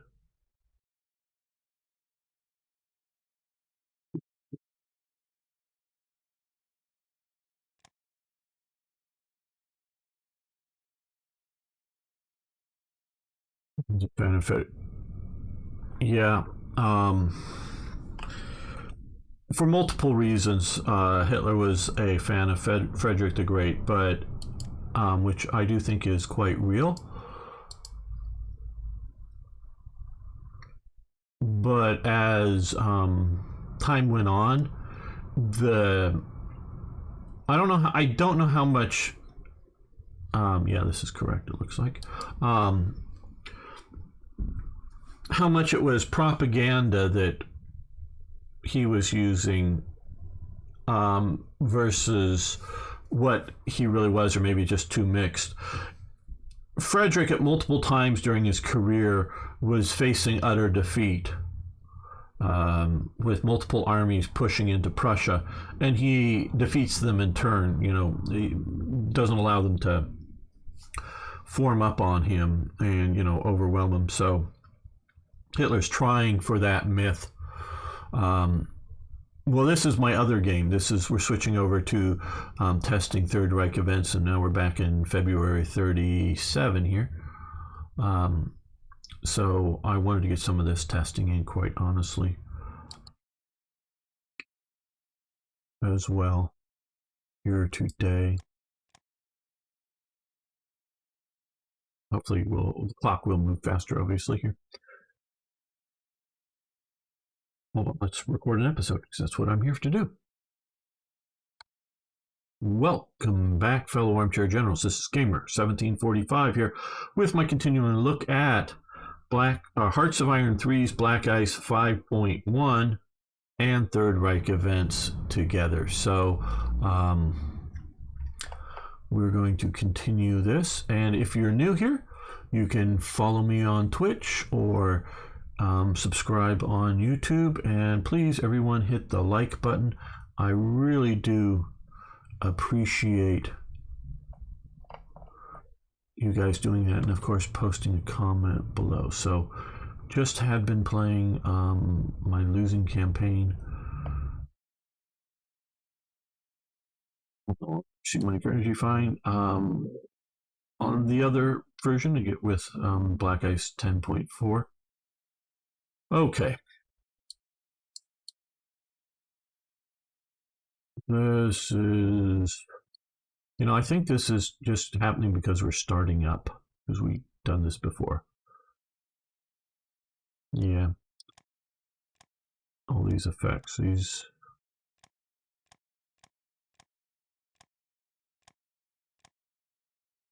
still not entirely reconciled to what's going on with them, but I'm still very much not in the mood for trading of them.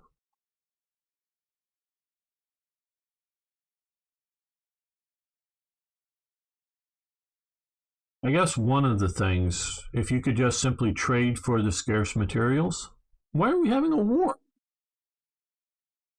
I mean, there's multiple reasons for having the war. I mean, there is no single source, you know. And I'll agree with this generally.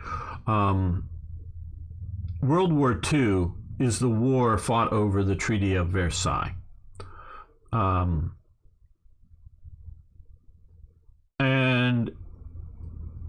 in a way, it's as simple and as complicated as that. The Treaty of Versailles, and we can just sort of expand it to the general post-World War I conditions. A non-signatory, non-member of the treaty is, of course, the Soviet Union. You know, when they were doing the Treaty of Versailles, there was still some thought that the whites might win the Civil War in Russia and all of that. So that's still an issue. But the world was not, and it is not just Germany. The world is not settled on the conditions of the end of World War I. So whether it's Mussolini, and Mussolini is, like Hitler in Germany, is a very driving factor for Italy.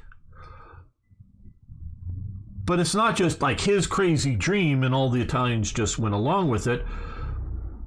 He's just, in some ways, a reflection of a significant segment. I don't know if it's a majority segment, but a significant segment of Italians that, they're coming out of Italian unification, which is about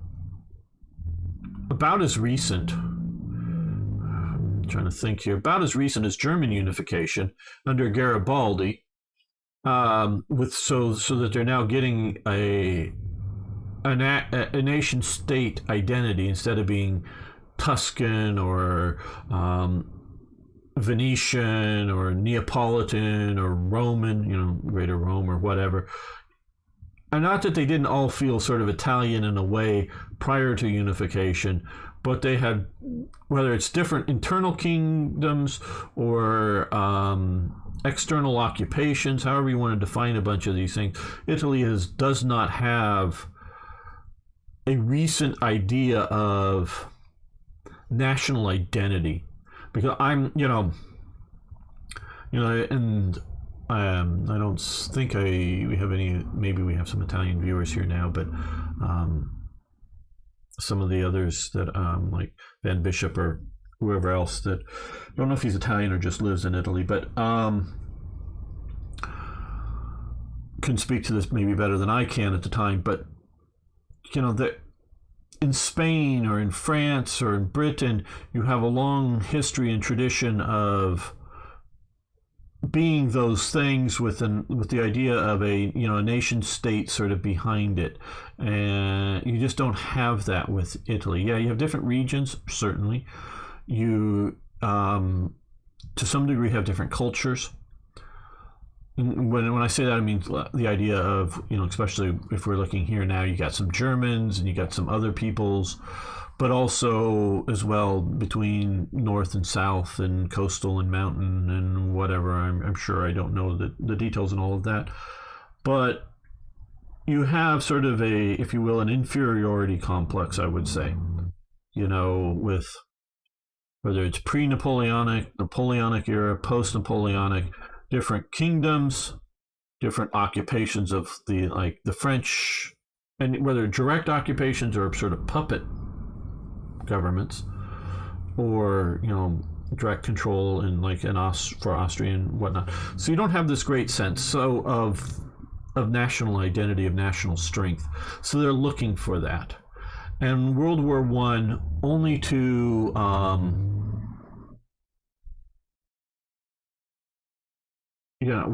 to getting some of that national identity developed and territorial expansion. And so Mussolini is like, yeah, we can be Rome again.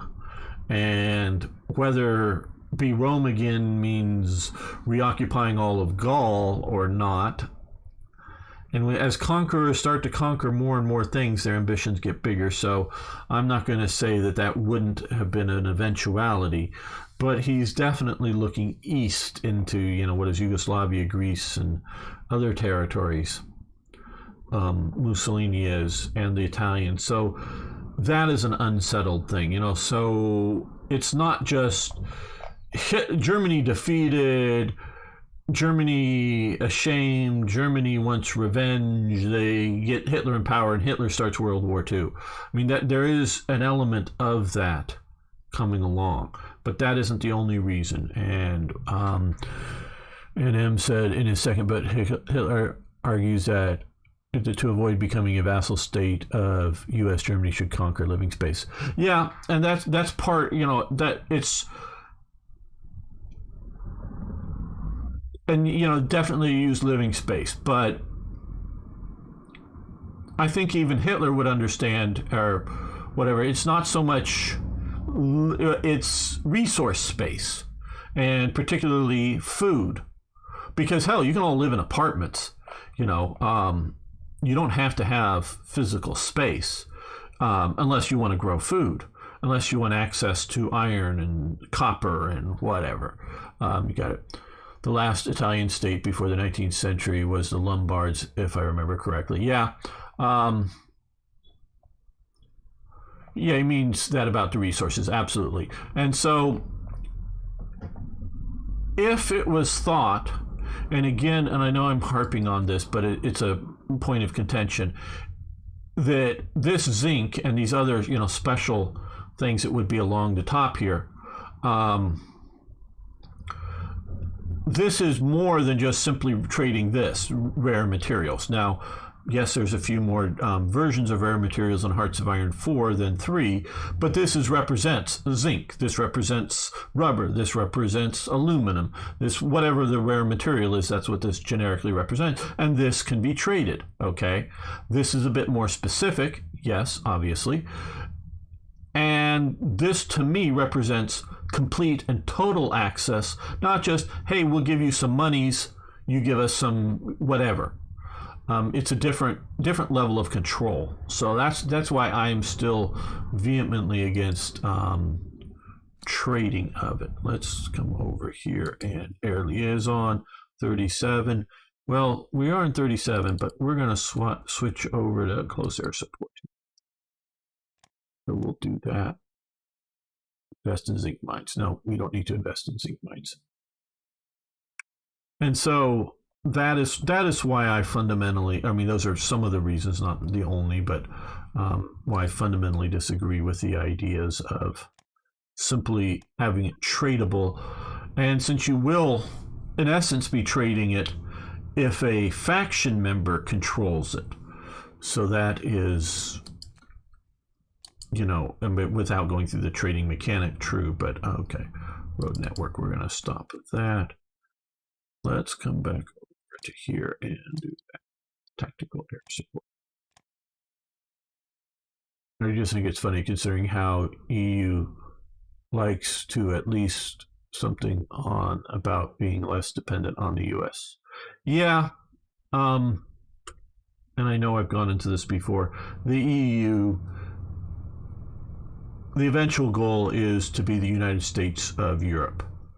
And European Union and United States are functionally the same meaning, because they're both united and union are this has other than sort of various language tenses, it has the same meaning. So if anybody in Europe doesn't understand that in a European fashion, yes, but they want to look like the United States in that the importance of the Belgian state will be the similar importance as the Pennsylvania state is in America. That's how they see the eventuality, not as national sovereignty as we would think of it, but simply as an administrative area that has maybe some local peculiarities for whatever. Belgian peculiarities different than French or German peculiarities. Not pronouncing the word right, man. I'm going to give up trying. but you know, some minor differences for it, but that sort of thing, and that's what they're looking at. It. Yes, okay, Belgium sucks, and medium fuel tank and twin engine frame. Okay, medium. Okay, those are grayed out. Good. We don't need carrier aircraft because we're not planning on building any carriers. Armor crew layout. I'm looking for things to do. We'll do the 1,000-kilogram bomb. Do placement. So yeah, it's that type of thing, and I think culturally,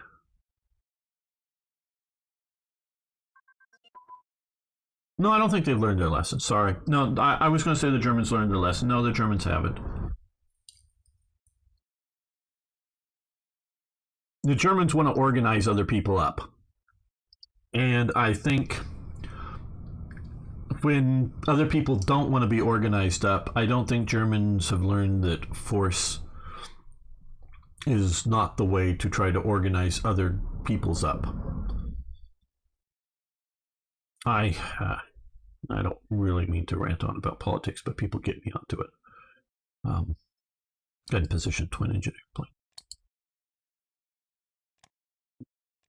Where?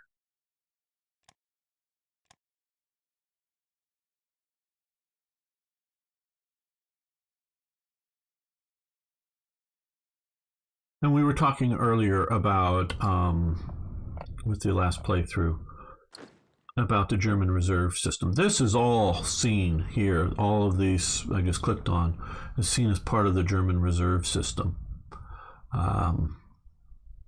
The SA were training up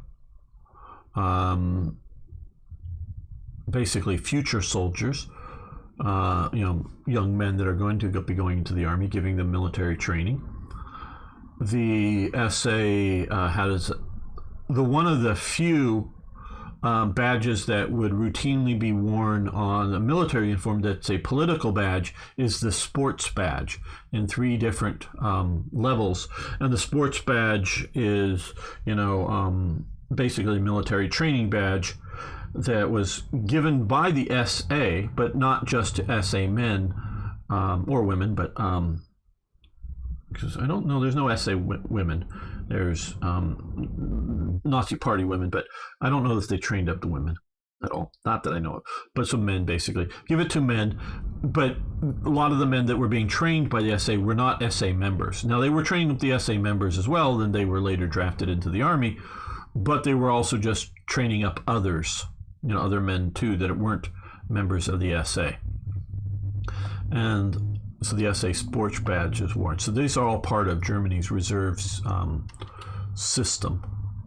That all gets, by the time it's really being used as a combat unit, it's been relabeled as the Volkssturm, and it's been mashed together with other elements of the German Wehrkress and other reservist type things. Okay, direct fire unit training. That would be here. That's there at 37. Let that continue. We want to get to there though.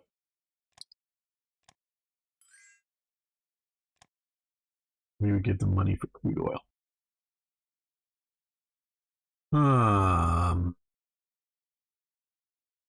Okay.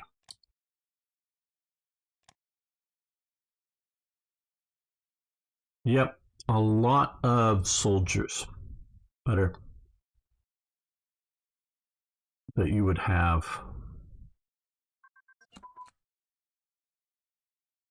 Okay. Advance, it's under escort. That was there. It's grayed out. We can do small warship engines, I guess, would be the next.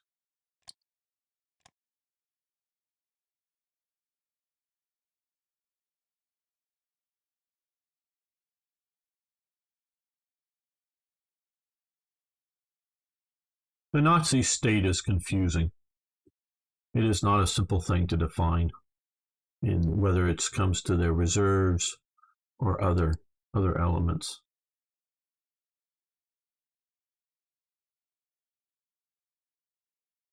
Because I would consider the Reich Arbeitsdienst, or the German Labor Service, as a reserve element. So many of its or most of its direct members are young men about to enter the military.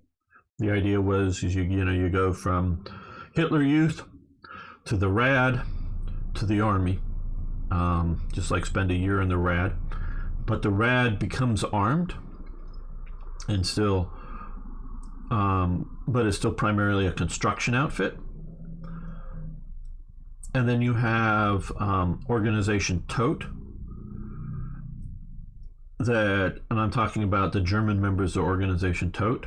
A lot of them become armed soldiers, if you will, although their primary job is construction, and but they're doing internal security, to the point that Organization Todt has tanks down in Italy. Now, these are often just, or they're captured Italian tanks, and often, just a little CV-33s, little tankettes armed with a couple of machine guns on them. And no, they weren't meant to go fight the Americans, Shermans or something. They were meant to keep roads clear and, fight the partisans off, kind of thing. So, truck convoy coming along, gets ambushed, the little tanks would go, fight the partisans or something like that.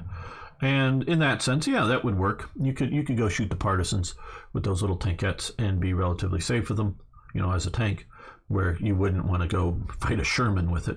No, I'd rather crawl on my belly and crawl away than be in a little tankette when the Shermans are around. So, so they're all part of the reserve elements within, and that did fight at various times, not maybe very successfully, but did fight at various fronts and various actions.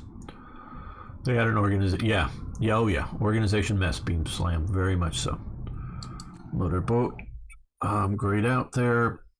Let's see, we can come over here and fire control.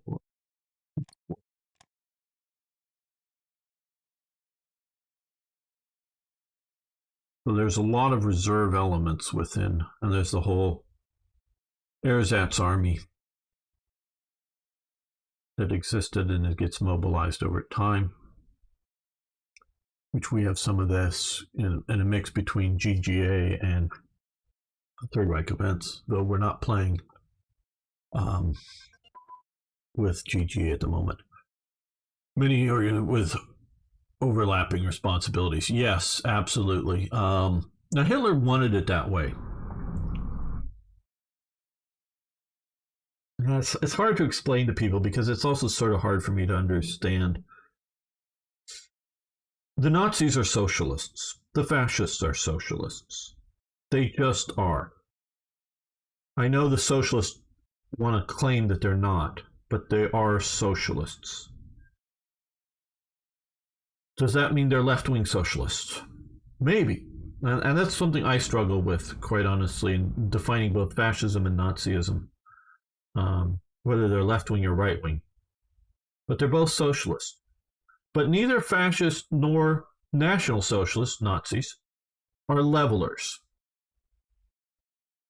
Where the ideal, and this is, I've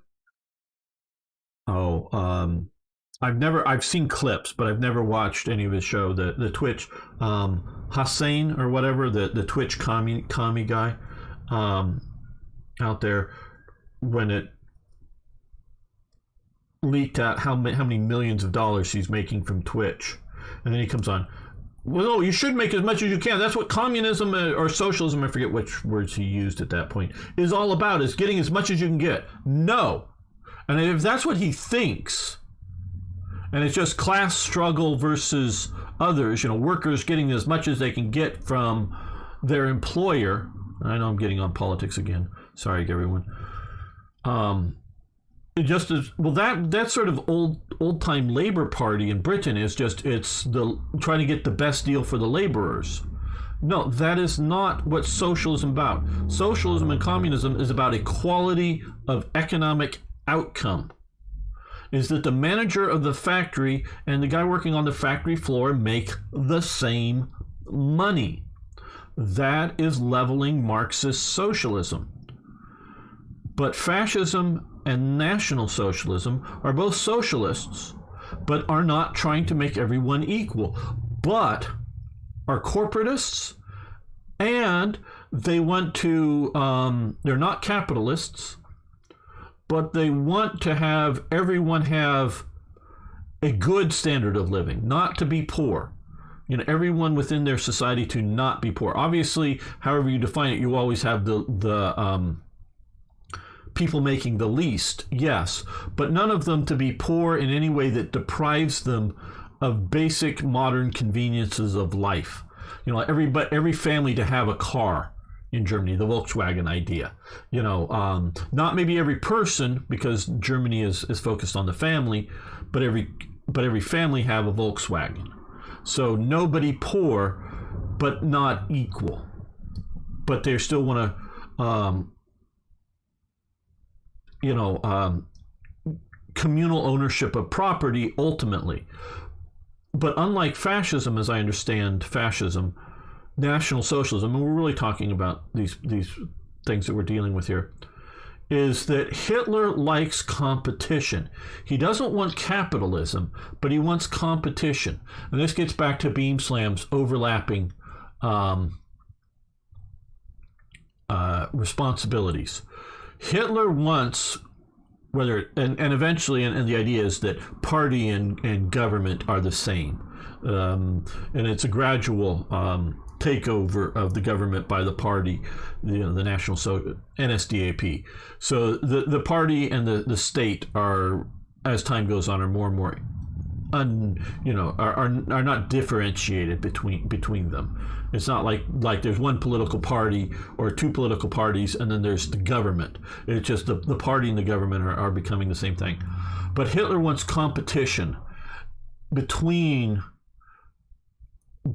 elements within the government and the party, however you want to say that, to have conflict, to make them better, to have them compete. And maybe one will be a winner, but he doesn't want to see, this is why there's like the RAD and there's TOTE, and there's organization TOTE. And they're both, there's Reich Arbeitsdienst or RAD, labor working building the West Wall, and but TOTE is overall in control of it. Plus there's also Holzmann, one of them that I found, major construction contract worker companies. They're also building, but they're both working together as well as competing within the operations. And so he doesn't want to have it solely under one organization, one agency. He wants these sort of conflicting groups, and it's sort of his ideological look at it. So it's not a capitalism as they would see it, as in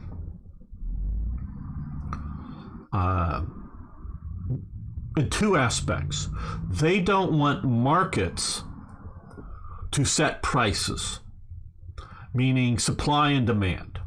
Right now, it is very difficult to get a graphics card here in the Western world, a good new one.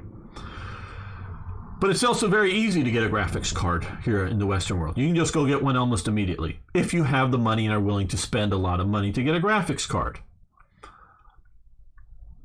What Hitler wants is a society in which they just produce enough graphics cards, basically, but there is a max cap on being able to sell them. Price caps.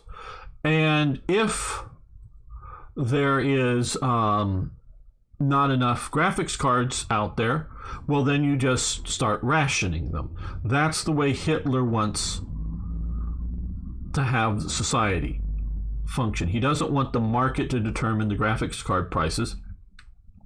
He wants it to maybe be the cost of manufacture plus, I don't know, 5%, 10%, whatever that's what he would think, and I don't know if it was ever spelled out, but a reasonable profit margin, whatever that might be, non-exploitive element. And that gets into the other element of capitalism he doesn't like, is the exploitive element, the sort of which he associates with Jews a lot, but banking and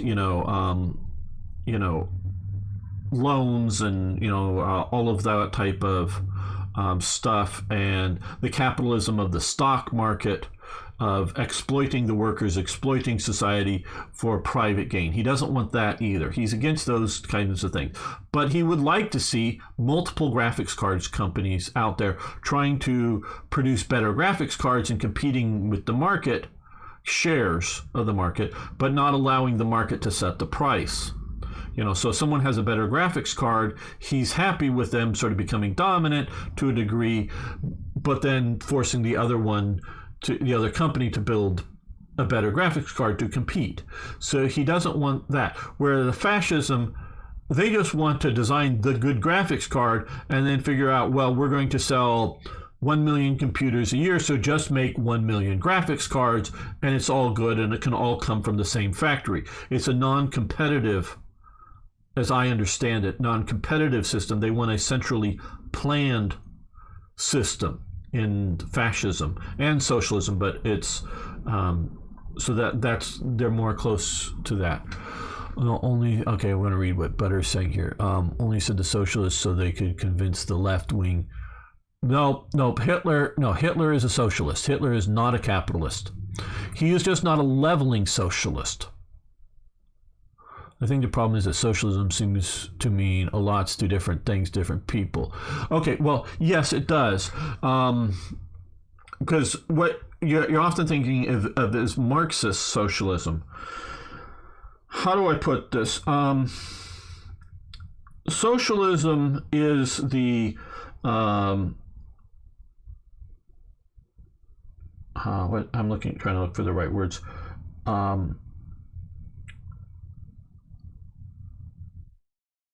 The public ownership of the means of production, okay? Meaning not private ownership, sort of a public ownership of the means of production. Who owns that factory? You didn't build that factory, as Obama was saying. You had workers that built that factory. You didn't build that factory. He said famously at one time, because Obama was essentially a socialist. He believes that the owner of that factory did not go out there with a hammer and nail and build the damn factory. He had other people. So other people have joint ownership in that means of production. That's what a socialist believes, okay? No one individual owns the means of production. It is owned collectively. It is not owned by an individual. It is owned by the society. Now, both Hitler and Marx both believe this. Now, Marx, who was a massive racist and did sort of defend slavery, but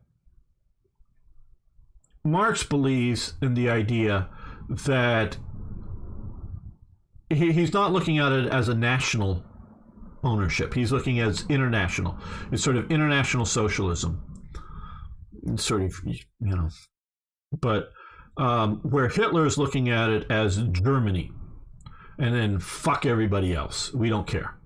The German peoples. And so it's sort of in different defined ways. So an individual can own a company, but it is actually collectively owned by society. So that if the individual is misusing the resource of the company, the government has the right to take it over. So let's just say in the United States, or in a capitalist system, somebody owns a factory. They make graphics cards. and he's, let's say, somebody who is the complete full owner of the factory. It's not shared ownership. It's not like no one has stock shares in it. He owns it. He can clear the building out, light a torch, and burn it on fire. Man, it's mine. I can burn it. I can say fuck you to the world. You don't get graphics cards anymore. I just burnt them. Have a good day. In that National Socialist belief, he doesn't have the right to do that because it ultimately belongs to the people, not to the individual who owns it. Now, obviously, a graphics card company or whatever is, their stock, their shareholders, and so that would be illegal because it's not just one guy owning the graphics card company. So you've just, you've torched other people's, it's collectively owned by the shareholders of the company, but not by the society. So if all the shareholders wanted to get together and vote, the majority shareholders, we're going to burn down our company, to say, let's just say you have a graphics card company in Taiwan and it looks like China's going to invade it, Taiwan, you want to burn it down to deny it to the Chinese communists. They believe it. You can do it. This is why you have communism in China with Chinese aspects, or whatever they call it. Well, what it is yes, somebody can own Tencent, the big company, but if you're running the company wrong, I think it's Jack Ma owning it, right? And who's in hiding right now. If you're running it wrong, we can take it all away from you because ultimately it's owned collectively by the nation. So they are no longer trying to be levelers, making every Chinese citizen the same.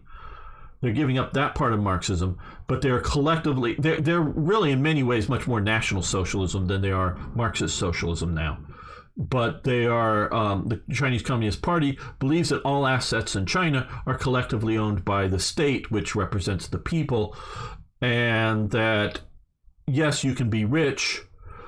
Yes, you can own a particular factory so long as it's in the service of the collective, of the Chinese collective. So that is sort of how you need to do this. Hello, Daniel. Caught us in the middle of all this stuff. I mean, for example, when socialism, I think of economic systems, not regulated markets, etc. So yeah, and so because if you go that, and we're talking still about National Socialism and Hitler and his views,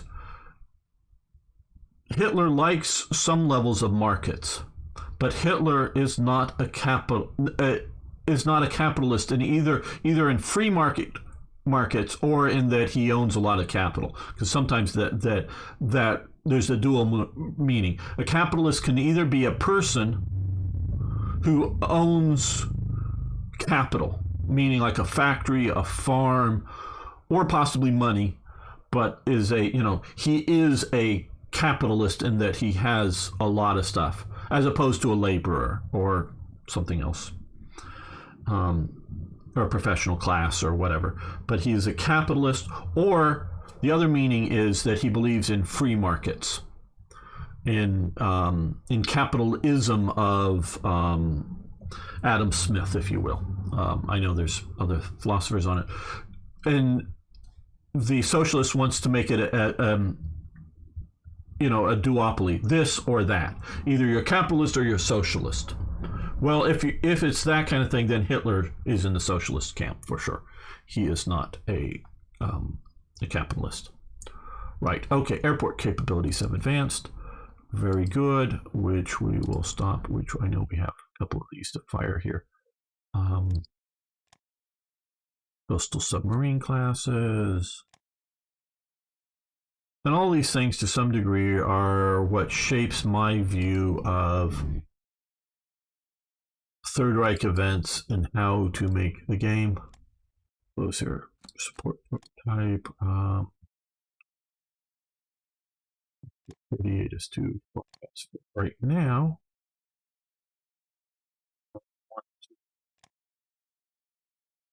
While we still have,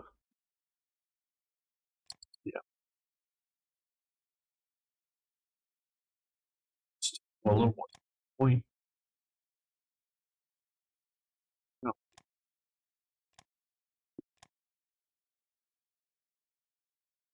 And so how, How do you simulate that and the Nazi state in a game?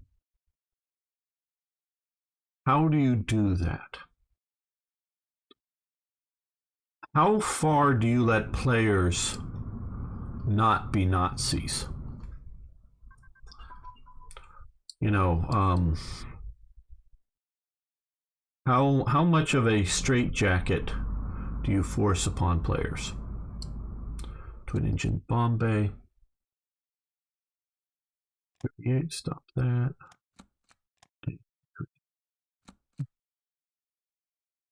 It's happening very fast. Launch and that.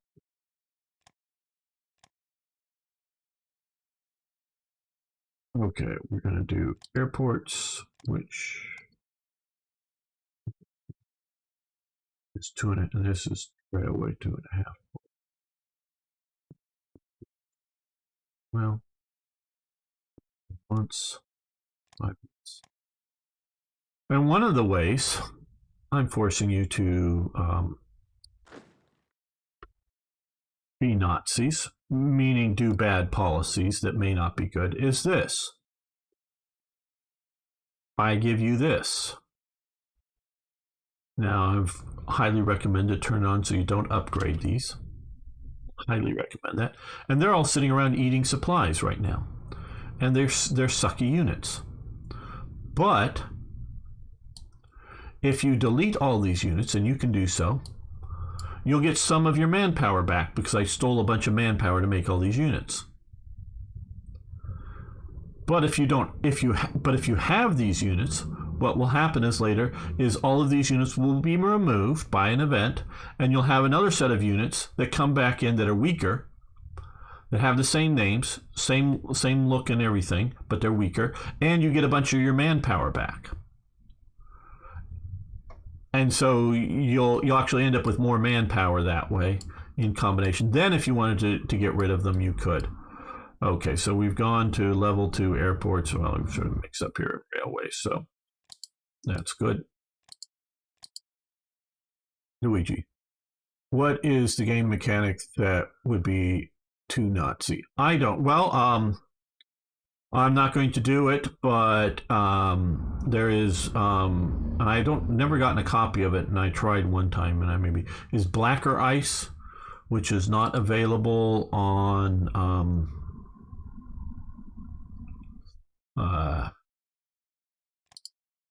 the Paradox web forum. It's through different thing. They've got concentration camps at least, so forcing you to run a final solution in your game, and all of the resources taking up. We do simulate some of that by having, which I don't think we can have him in here yet, but having Himmler in charge.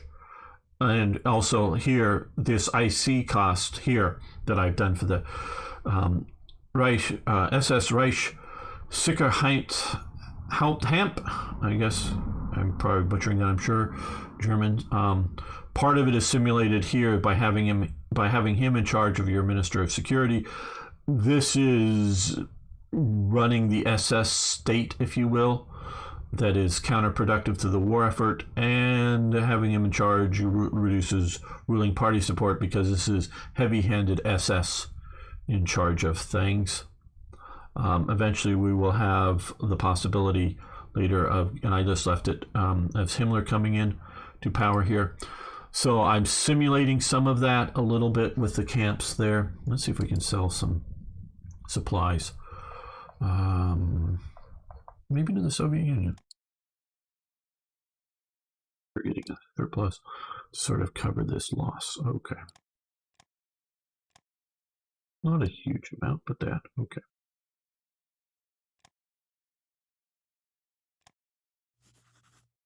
So that would, but actually like putting it more on the map and having you run that would probably be too Nazi. One could make some decisions to use POWs in production or slave workers. Yeah. That's pushing it. that you're actually making the decisions a bit more.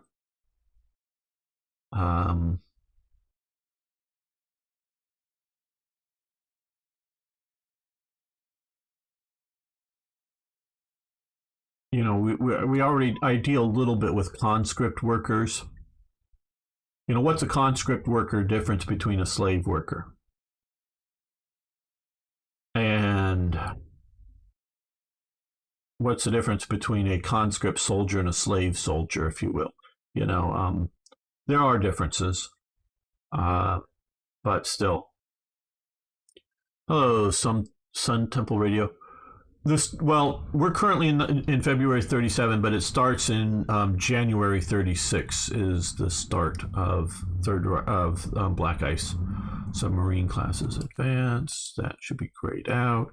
So 38. We're not doing AA yet. Okay, those are all sort of grayed out.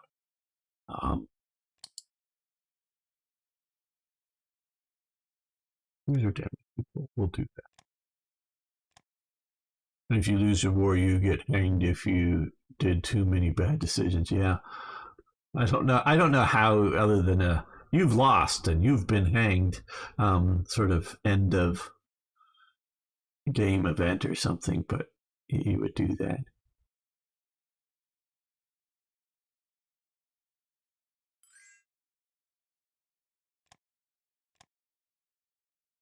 We can have some metal. We have plenty of metal. Okay, mountain infantry activation. Nice. That should have been... Oh,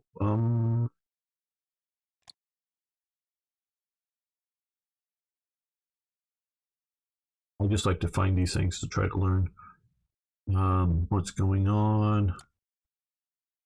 That allows now for special forces as well as unit training. So we'll do special forces because it takes more to do that. So we'll start that earlier. Okay. Coming from Third Reich events. We're benzing AG. This is where you get part of the bra bag element of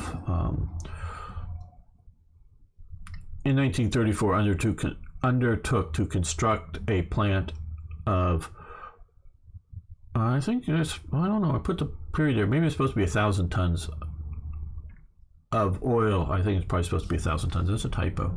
I lost my editor years ago, unfortunately.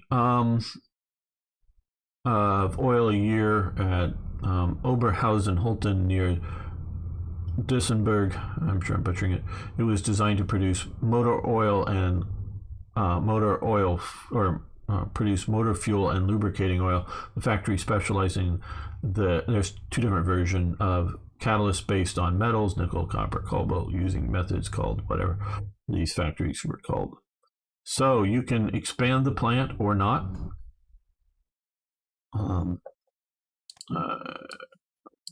Here,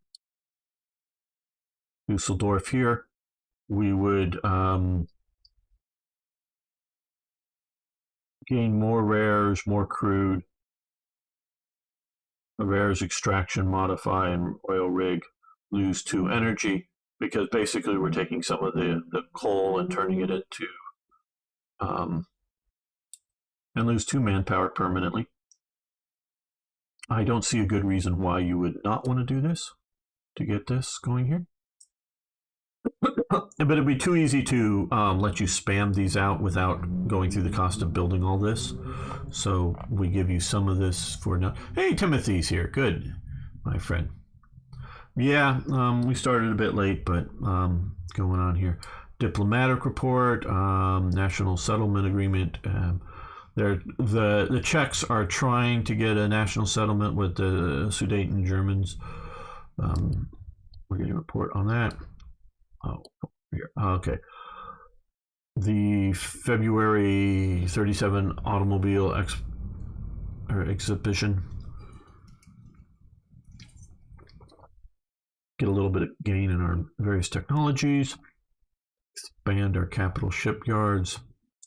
Königsberg, sure. Okay. Germany, still to this day, and I think if they were to do, I don't know if they're doing fracking, they could probably get a lot more oil out, is an oil producer, not synthetic oil. There are some various oil pockets here. Now, these four companies, you see those two logos and that logo and that logo. You can sort of see the line there I made. Best graphic I can make for that. You can have them do more drilling, more exploratory drilling, which is historical. They try to, look for more oil pockets. Or we can do, no, we need more weapons. This just spends supplies because they didn't find it. There were no additional oil pockets to find. So you can either you can waste the money or not. The more you know about history, the better you play the game. Decisive campaigns, Barbarossa do have an option to do some of that stuff. Yeah. I'm not sure which stuff you're talking about. Whether the concentration camp stuff or the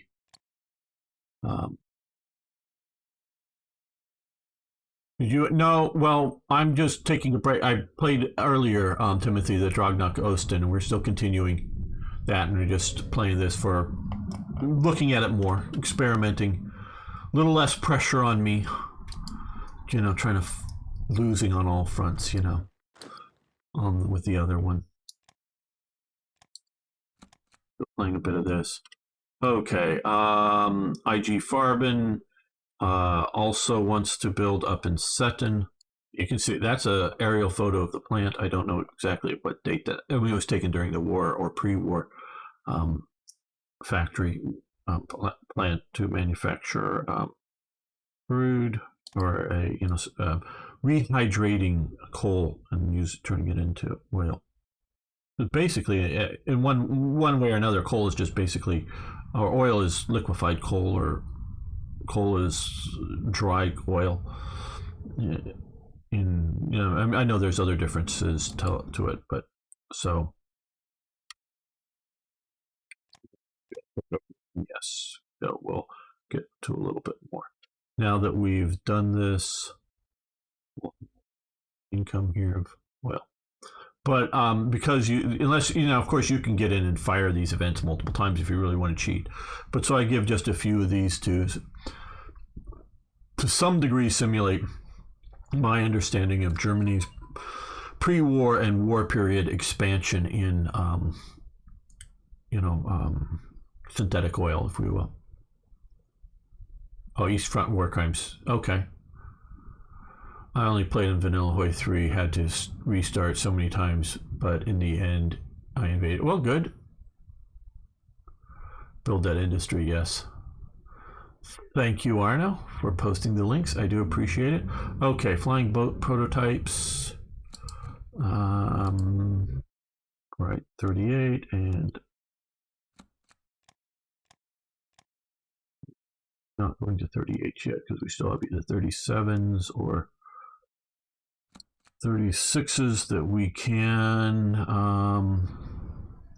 research, like here. Kasselschlag, however you pronounce that. German is such a poetic language.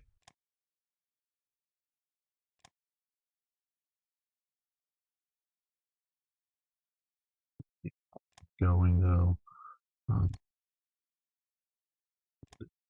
meaning come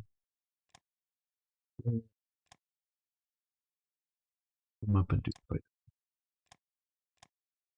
Someone stole our blueprints. Hopefully it was a nice friendly nation. Okay, Switzerland, the main Nazi party, their version of SA are called Harstroops. Though all political uniforms were banned in 1936. So you see, they're not in uniform. They're just wearing different trousers, but all the same sort of colors. And not everybody's in the same color shirts. And, you know, so it's sort of uniform, non-uniform uniformity, you know, and that's the photo of the plant. Do we want to make all of these uniforms? We'll get an industry, basically a uniform making industry, though, just industry for 6 ICs until March 37, so not that long. Well, March 15th, so 10 days. Yeah, this is not a completely free, obviously, but it's sort of a cheap IC to represent that.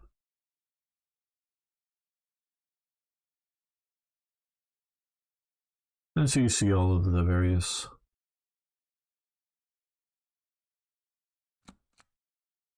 Willie Messerschmitt. This is from, this seems overpowered to me. I don't know what you guys think of this. Maybe he deserves that level of boost. I don't know. That's from just Black Ice.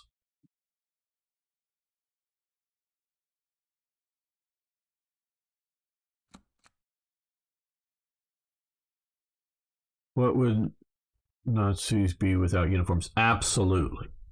You know,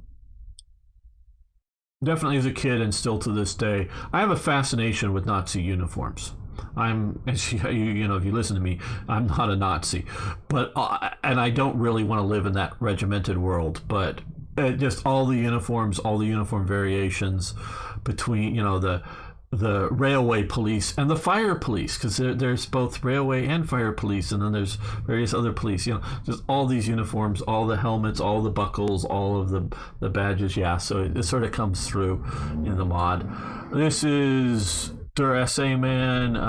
Is it a daily or weekly brown shirt essay paper that's published? I'm just trying to show, with Third Reich events, I'm trying to show what it was like to have lived in Germany at this time. You would have been, even if you're not a member of the SA, you would have been familiar that this paper was being sold. SA members were expected to buy it, which helps fund the SA,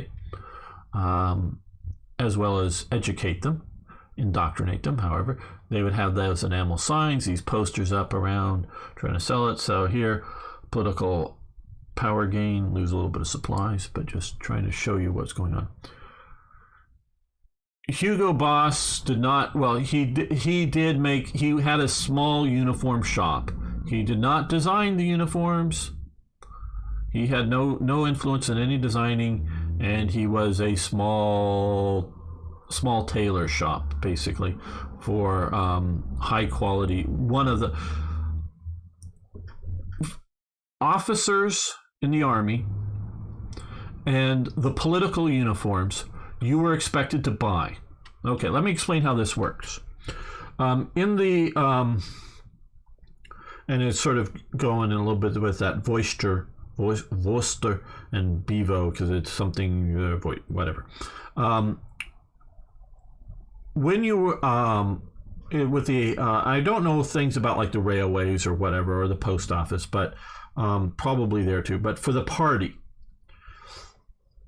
when you were a party member and you were like in the SA, or you were in the Hitler Youth, or you were in the RAD, or you were the BDM, the Women's Hitler Youth kind of thing, or if you were in just a political party, the NSDAP, but you were a type of position that wore a uniform within it. Not every member, wore a uniform. Well, but you all had to buy a party badge, okay? If you were a member of the party, you had to buy a party badge.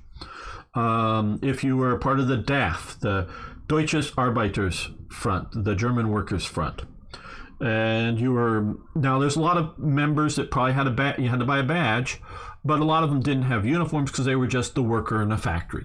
But if you were sort of the idea of the union boss kind of guy in the factory, you would have a DAF uniform.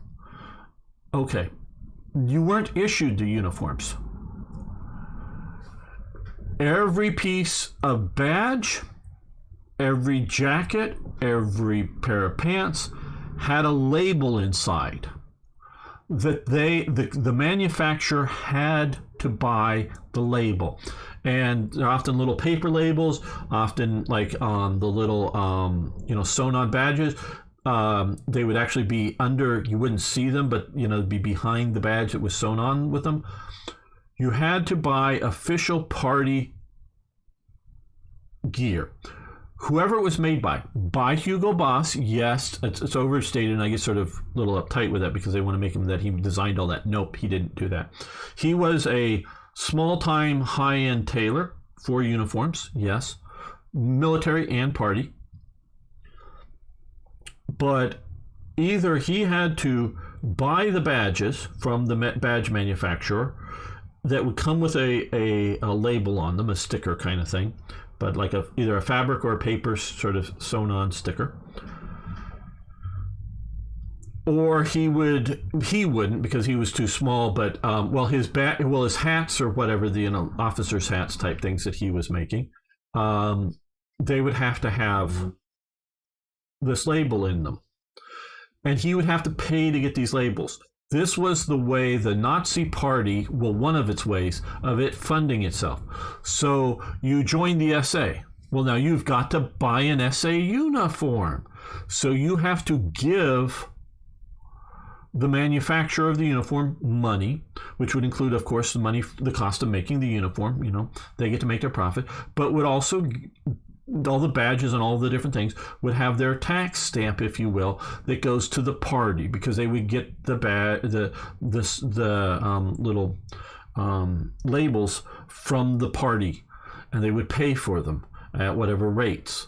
So this was a money generation thing. The whole party apparatus, all these uniforms, all these badges, the newspapers that they published were all money generating enterprises. I don't know how much so this is in the party. Now, if you're a soldier, a non-officer, an enlisted soldier, you are issued a uniform. If you're an officer, I'm not sure about the German army at this time. I'm not sure. But I'm presuming it is this way. I know it's with the American and the British Army, is you are given an allowance to buy a uniform. It's not it's additional to your standard pay. But, and let's say, they figure an officer's uniform is going to cost $100. Let's just say that, $100. But if you wanted to go to Hugo Boss, and they actually had fabric samples, and they could get approved for higher, but the right color, the right sort of type, but higher quality cloth, or maybe tailor fitted to you. But within uniform regulations, it's supposed to be. Sometimes some officers, depending on the units or how prominent they were, they might get away with non-regulation stuff and whatever.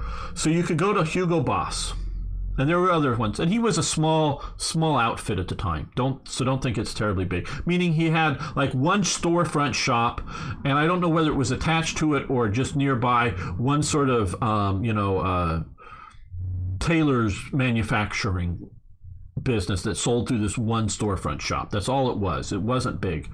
You could go to him and go, hey, I want that really fancy officer's cap that's within regulation standard, but made from nicer material, made a little better quality, or hey, I want you to do a whole uniform up for me that's fancier. So I'm going to pay $200 for your fancier uniform than the standard government allotted $100. So, I'm paying an extra $100 to have a cool uniform. Now, if in the operations of your duties, particularly at war, say your uniform gets destroyed, and you get approved, yeah, uniform got destroyed in battle. Okay. Could have been in the supply truck, and it got strafed by the enemy and it caught on fire and burnt. Okay. Well, then the government would give you, we'll give you another $100 to buy another uniform. But if you just lost it, or it just wears out over time, because you get that allotment, say, once a year or whatever it was. But if you just tore it, you just did your own damage to it, not in combat, not part of an official whatever, And you weren't expected to wear your nice uniform when you're going out on field maneuvers and crawling through the bushes. You would either wear an older uniform, or they actually had some drill uniforms that you would put on. So you would use those cheaper things. But if your nice uniform, you go out to dinner with it and somehow somebody ruins it, spills something on it, well, that's sort of your fault. You've got to pay for a new one. But if it's in the line of duty, in war or whatever, the government will reimburse you to the standard levels. So yeah, that's where Hugo Boss came in, is either whether party or, because that was the thing going. It was, he started not doing civilian clothes, but switches over to uniform manufacturing, high quality, but within standard procedures. So this is all the National Socialist economy of how, and even sometimes you will find enlisted and more likely NCOs buying some higher quality. If they have private means of income or whatever, buying some of their own stuff. So, it varies. And you can get some custom made stuff. So that's how it all worked. So now you might be paid, and it depends, and I say might because some people were like full-time employees of the SA, meaning you showed up every morning, you went to a desk job or whatever, and you would get paid by the SA.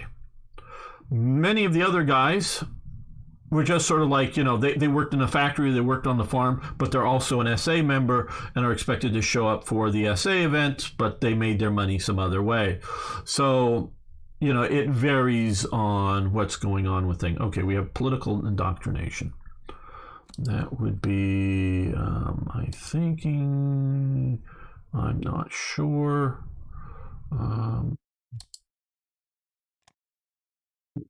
Yeah, that's why we're going to stop that.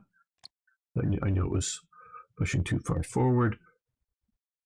Okay, yeah, we'll continue with this right here.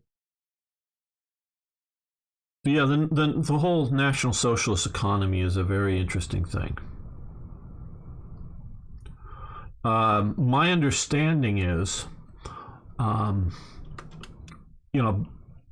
Berchtesgaden, we have it simulated here. And it's not just this nice house here. There's a whole complex, and they over time buy more and more land around it. I don't know how much pressure is put on it, but they pay good money for it. My understanding is meaning they might be pressuring somebody to sell up, but they're not pressuring them to sell for cheap. Is my understanding. But there's a whole complex built. Well, this is all paid for, theoretically, I'll get to that in a moment, out of Hitler's personal income. But not from the state. I don't even know if he's even taking a government salary for head of Germany. I don't think he is. But this is all from his personal money. How does he have all this money? Well, see, he wrote a book, you may have heard of it, called Mein Kampf. Well, it's for sale. People are buying it.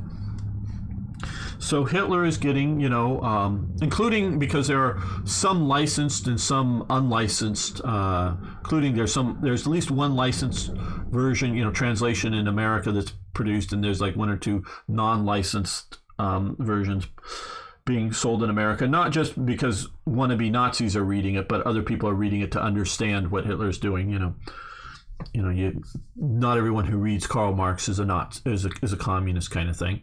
Neither is everyone who reads Mein Kampf is a Nazi. But he's selling it. But this is where it gets sort of a bit tricky, is the German government buys huge numbers of Mein Kampf. So Hitler's getting rich from this. Why is the German government buying huge numbers of Mein Kampf? Does anybody know, before I spoil it here live on chat, why the German government is buying huge numbers of Mein Kampf? And mentioning books, Rommel writes, which I've read it at least twice fully, and for years I kept it in the back of my car just before the modern age. If I waited to somewhere, I just pull out my copy of Infantry Attacks and read Rommel's book. I was sort of waiting for whatever. And so notice this is all Great War analysis. Are we still doing Great War analysis? Cavalry exploitation. Yes, that will help us a bit with Great War analysis.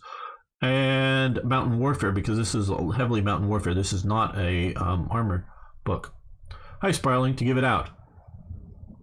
People propaganda. Yes. Okay. You're high spiraling. Good to have you here. You're, I would say, halfway there, because that's what they were doing. But they specifically gave it out to every couple as they got married, because not so. I don't know how much school use they very well may have, but I don't know. I don't have any references to Mein Kampf in school. But every marriage, because when you got married in the Nazi state, it was a state ceremony. I mean, you could also go get married in a church, but you had to go get married in a government office as well, because the state is society, the state is government, the state is religion within National Socialism. You got married in a government office. You got handed a free copy of Mein Kampf that the government paid for. So that's how Hitler was making a lot of his money. So there is huge pressure by various means to get married. They want to bring up the birth rate. And I know you've probably heard about Lebensraum or Lebensborn or whatever, the SS sort of maternity wards. Yeah, that existed, but that's quite honestly just a super small fraction of the society. There's just overwhelming pressure to get married, have children, have lots of children. And there's social pressure, but there's also social reward. Women would get medals if they got had more children. You would get Wunderbar. Wonder how many actually. Yeah, I've tried to read it, never made it all the way through, just because, again, I wanted to understand what's going on. It's not, my understanding in German, it's not the most easily readable book, so probably not many read it, but I'm sure there were a lot of diehard Nazi types that wanted to read it and did. So, there's lots of, including rations and other, rewards for being married too. So many people obviously were getting married, every couple getting a copy of Mein Kampf. Greatly expands the sales of Mein Kampf in Germany. So Hitler has enough money to buy his Mercedes. Hitler has enough money to, and he really wasn't managing the Berchtesgaden. It was Martin Bormann who was managing, building the buildings and designing and putting the stuff together and building the complex. Where the Reichschancellery, which we don't see here in Berlin, which is built, and that is seen as the government's, palace, if you will. So that's the government's paying for that, where Berchtesgaden, Hitler's paying for that as a private home, even though that's where the government sort of functions out of. Light bomber prototypes advance. Okay, got that.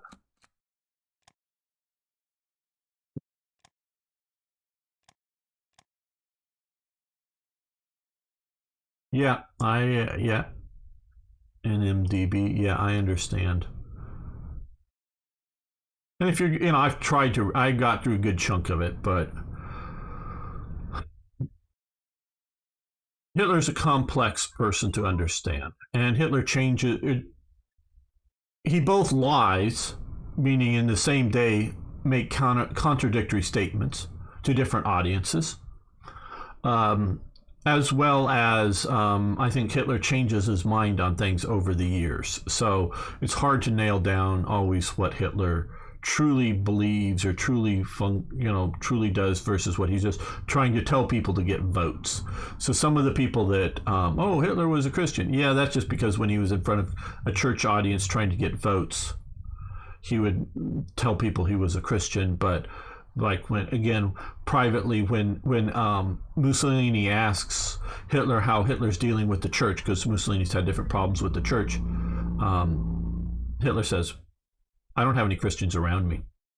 And it's very true, and I sort of looked, there's absolutely, that I can tell, there's no inner circle Nazis that are Christians.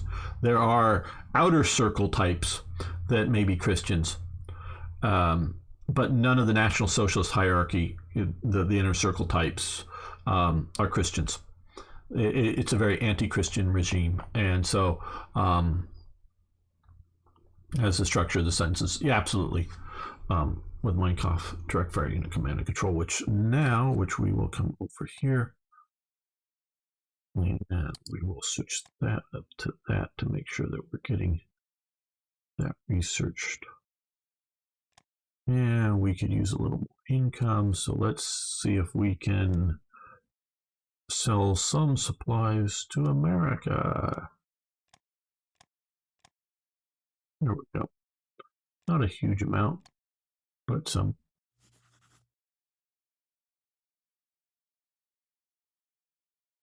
Yeah, and that's part of the reason, because I've read parts of Das Kapital and some of Marx's work. I haven't gotten fully through that either.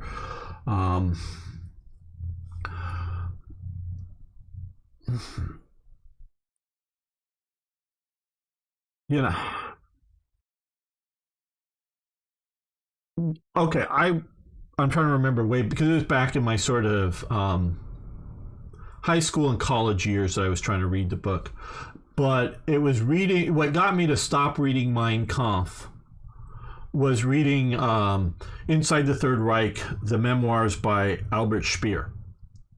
That's what's got me to stop reading that, because one of the times he was, I think it was at Berchtesgadens, he was doing his sort of, this is where they lived. Up on the hill, there was a tea house that they would walk to for afternoon tea, and there was normally a gaggle of them walking, but Hitler and one or two other people would be walking out in front of the rest so that they could sort of have a private conversation amongst themselves, and the rest of the gaggle would follow along and then all go into the tea house and have afternoon tea and then walk back down to the main house. And this was a daily routine. I'm sure it varied at different times of the year, winter or whatever, not happening, but it was a common routine. And on one of these walks, if I remember correctly, Hitler's walking with Speer. And Speer says something to the effect of, and obviously saying it in German, but I'm still trying to work my way through reading Mein Kampf. And Hitler, to the effect, says, don't bother. It's already, don't know exactly what his term would have been, out of date, superseded. It's not necessary. We've already gone past Mein Kampf. It's no longer a real issue. So, at reading of that Hitler to an inner circle elite, telling him, who's trying to understand Nazism, Speer is trying to understand Nazism, and this was fairly early on. This is before the war starts. This is when Speer is just the cool architect that knows Hitler, that's designing the Reich Chancellery, designing, more, this is, after Hitler's in power. But I forget the year. I don't know that I ever knew the year. Well, I probably knew the year when reading the book, but that was way back when. This is fairly early on, but this is after they had Berchtesgaden set up. And so Speer is trying, so Speer is not really a government person. He is still, he may be, to some degree, the sort of Reich architect, but he's not, later on as he, takes over the organization Todt and becomes Minister of Armaments. This is well before all of that time. Hitler's dismissive of him reading Mein Kampf. So that meant, well, why am I bothering to try to understand Hitler? Not to say that you shouldn't read it. I'm not trying to convince people not to read it, but it is. And like he's saying, the mission statement to invade the USSR. Yeah, I'm not saying that there aren't important elements that should be noted and understood, but it's just sort of that got me to go, no, I don't need to read this, because it wasn't fun reading. Yeah, Hitler wrote a second book, but it was not published, as far as I know. And, well, he wrote no books. Mein Kampf was dictated to Rudolf Hess in Landsberg prison. Rudolf Hess' term actually is up, and hey, you get to go home. And Rudolf Hess goes, no thanks, I'll stay. And he stays in prison, because it's actually sort of easy living in prison, for prison. He stays in prison with Hitler. They each have private cells. It's not like they're bunking in the same cell. And he's like daily coming over while Hitler is going on. And Hess is taking down dictation.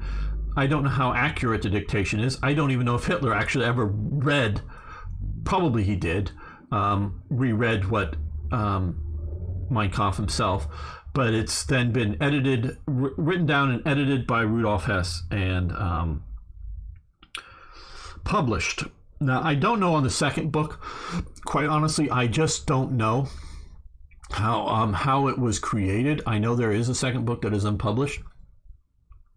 I have not read it. I have definitely, through either books that I've read, have made reference to it, or documentaries that made reference to passages in it for sure, and know that it exists, but it was something that was never published, partially because my understanding is it gives a little too much away of future plans.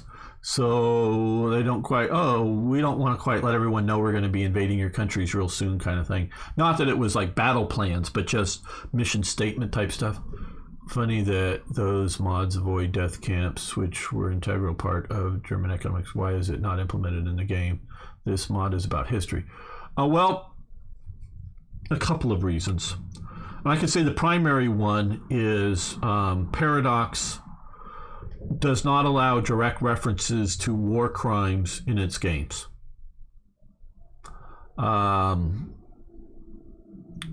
That is reason enough for me not to do it. But another reason, and maybe it's a rationalization on my part, but I want Third Reich events to teach you about National Socialism. And I presume you can tell that I think National Socialism is bad. But National Socialism is bad not just because of the death camps. And so if we were to talk about the death camps, oh yeah, death camps terrible. And then everyone doesn't learn the other bad elements within National Socialism because they focus on the worst elements. National Socialism is bad and evil even without the death camps. So that it just becomes too big of a black hole that if we start focusing in on it, because there is, like I say, there is Blacker Ice out there. One of the developers from Black Ice, after a while, left because of various reasons. Basically, the Black Ice team the original team was breaking up. He goes, and I've never gotten a copy of the mod. And I don't know what version you need it to do, but there are some of the death camp type stuff, my understanding, is in it, and it is not available in the Paradox forum because of that. It's called Blacker Ice. I've thought about trying to get a copy. I've tried to get a copy years ago now, but I should try again. If anybody has a copy of Blacker Ice and can send me a link to it, you can get my Discord server or whatever. We can talk a bit more privately about it, and I'd like a copy to take a look at it at least and see in detail what it is. But so my mod does not focus on it because that's just such a black pit of despair, use a Princess Bride quote, that overshadows all the rest of the evil that is talked about within the mod, that shows the regime is evil in other ways as well. What's your take on Hess taking that fateful trip to... now that's a complicated one. In short, he feels sidelined.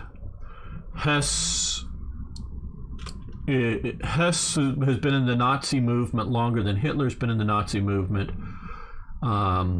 Hess, I think, starts out as Hitler's handler, like you would think of as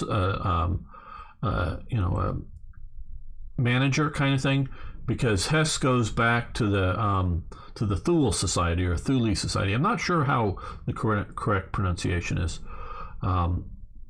And I'm not saying necessarily one of the founding members of the Thule Society, but definitely one of the OG type members, well before they later form the, because they're the people that form the German Workers' Front, the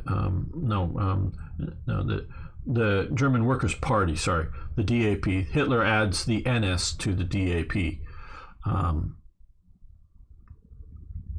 And so he is very much involved in the esoteric elements of it. He's feeling sidelined. He has bad information as to the likelihood of certain peoples, basically anybody in elite status in Britain, likely to support Germany. A lot of stuff. I talked about it in more detail some other time, so I'm not going to go into great detail now again, but I will, I'm sure, in the future.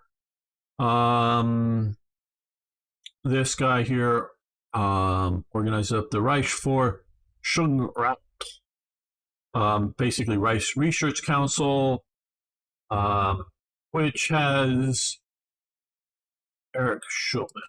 But oh no, I want to come to here. Eric Schulman, Ministry of Science. Here we are here. Okay. So we currently have. Now this is predates this version of Partial, because see, I was here first, guys. Black Ice is just catching up to me. So this event gives you +1 overall leadership modification based on Eric Schumann setting up this research council.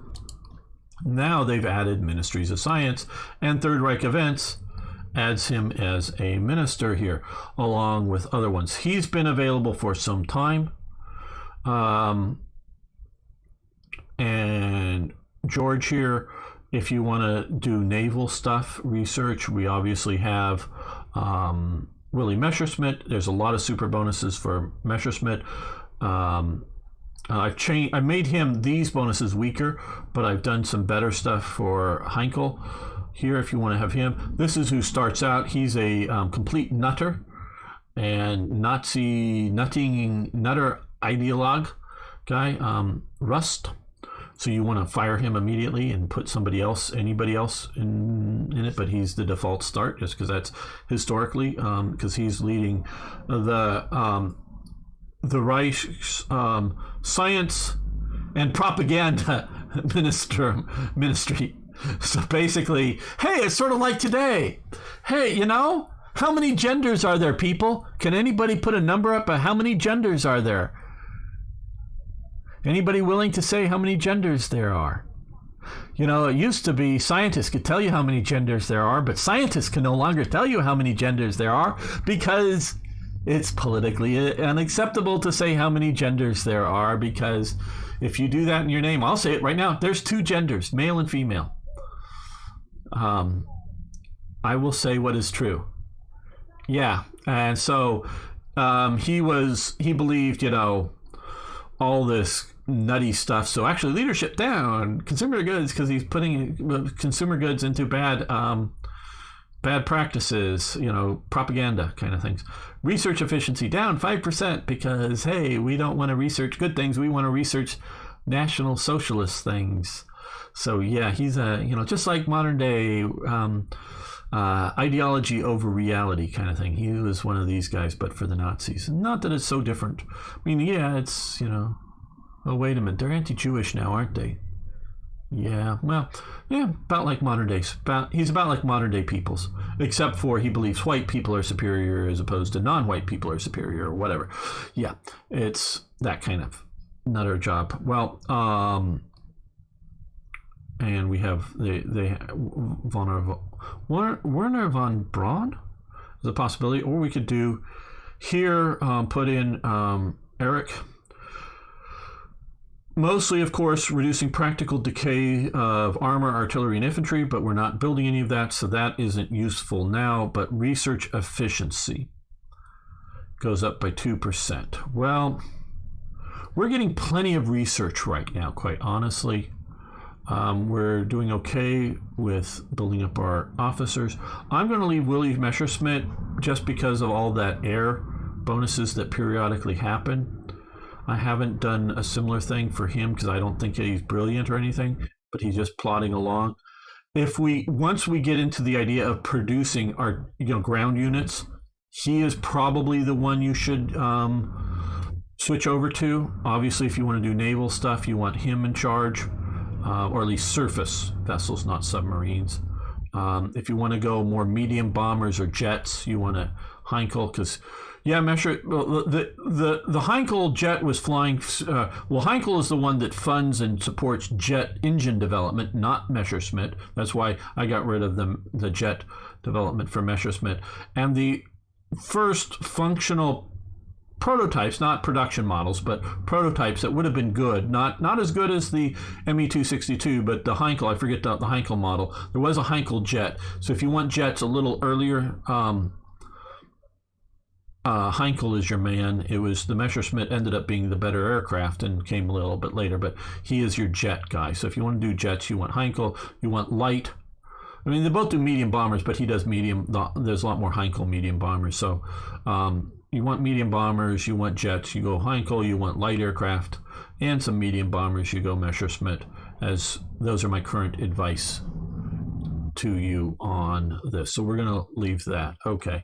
And there was an SS Medical Academy founded in Berlin, 1937. And yeah, it's both practical and, SS doctor giving a physical there, but also nuttery too, and eventual, human testing on live subjects and things later on that come from that. Oh, and the reason I'm not doing zinc is my understanding is this. Well, no, I should come over. Let me save this right now. We'll look at this and then let's make sure we get a good save here. Good. My understanding here, and let's go to where's zinc? Zinc here. This is zinc level 2 based on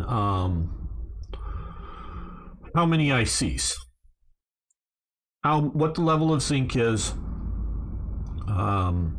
versus how many IC to how big of a bonus. Sure, more supplies to be nice, but don't really need it, and we've got plenty of metal, so we really don't need more zinc to expand the zinc now.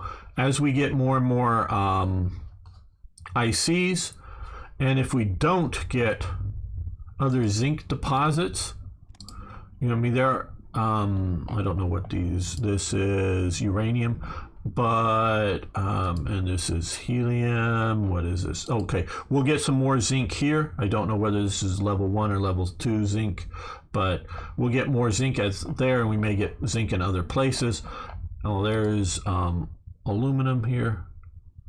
Yeah, that's aluminum, not AI, but as we get some other stuff, it will balance it out. But if we get a huge number income of ICs, you might want to expand some of the zinc anymore that you want to do. So yes, we can look at that now. Okay, we have way too many supplies being manufactured right now. So let's, and you want a lot of supplies because TRE pays for things and supplies. And some events require you to have a decent base of supplies, but so we're going to expand that there. Now that's expanding a lot into some of these other elements. And my last playthrough showed very much that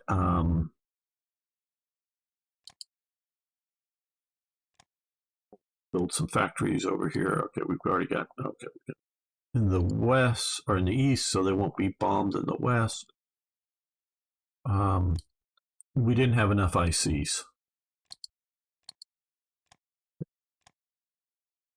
ICs down here. What about over here?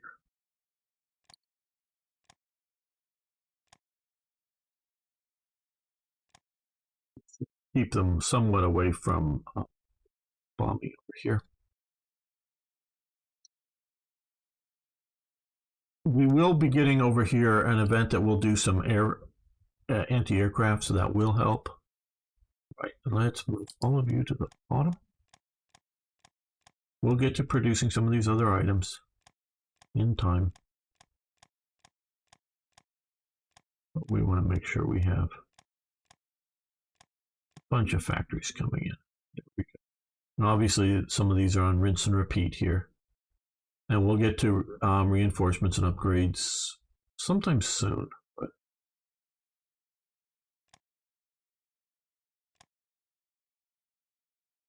yeah, well, we're going to end the episode.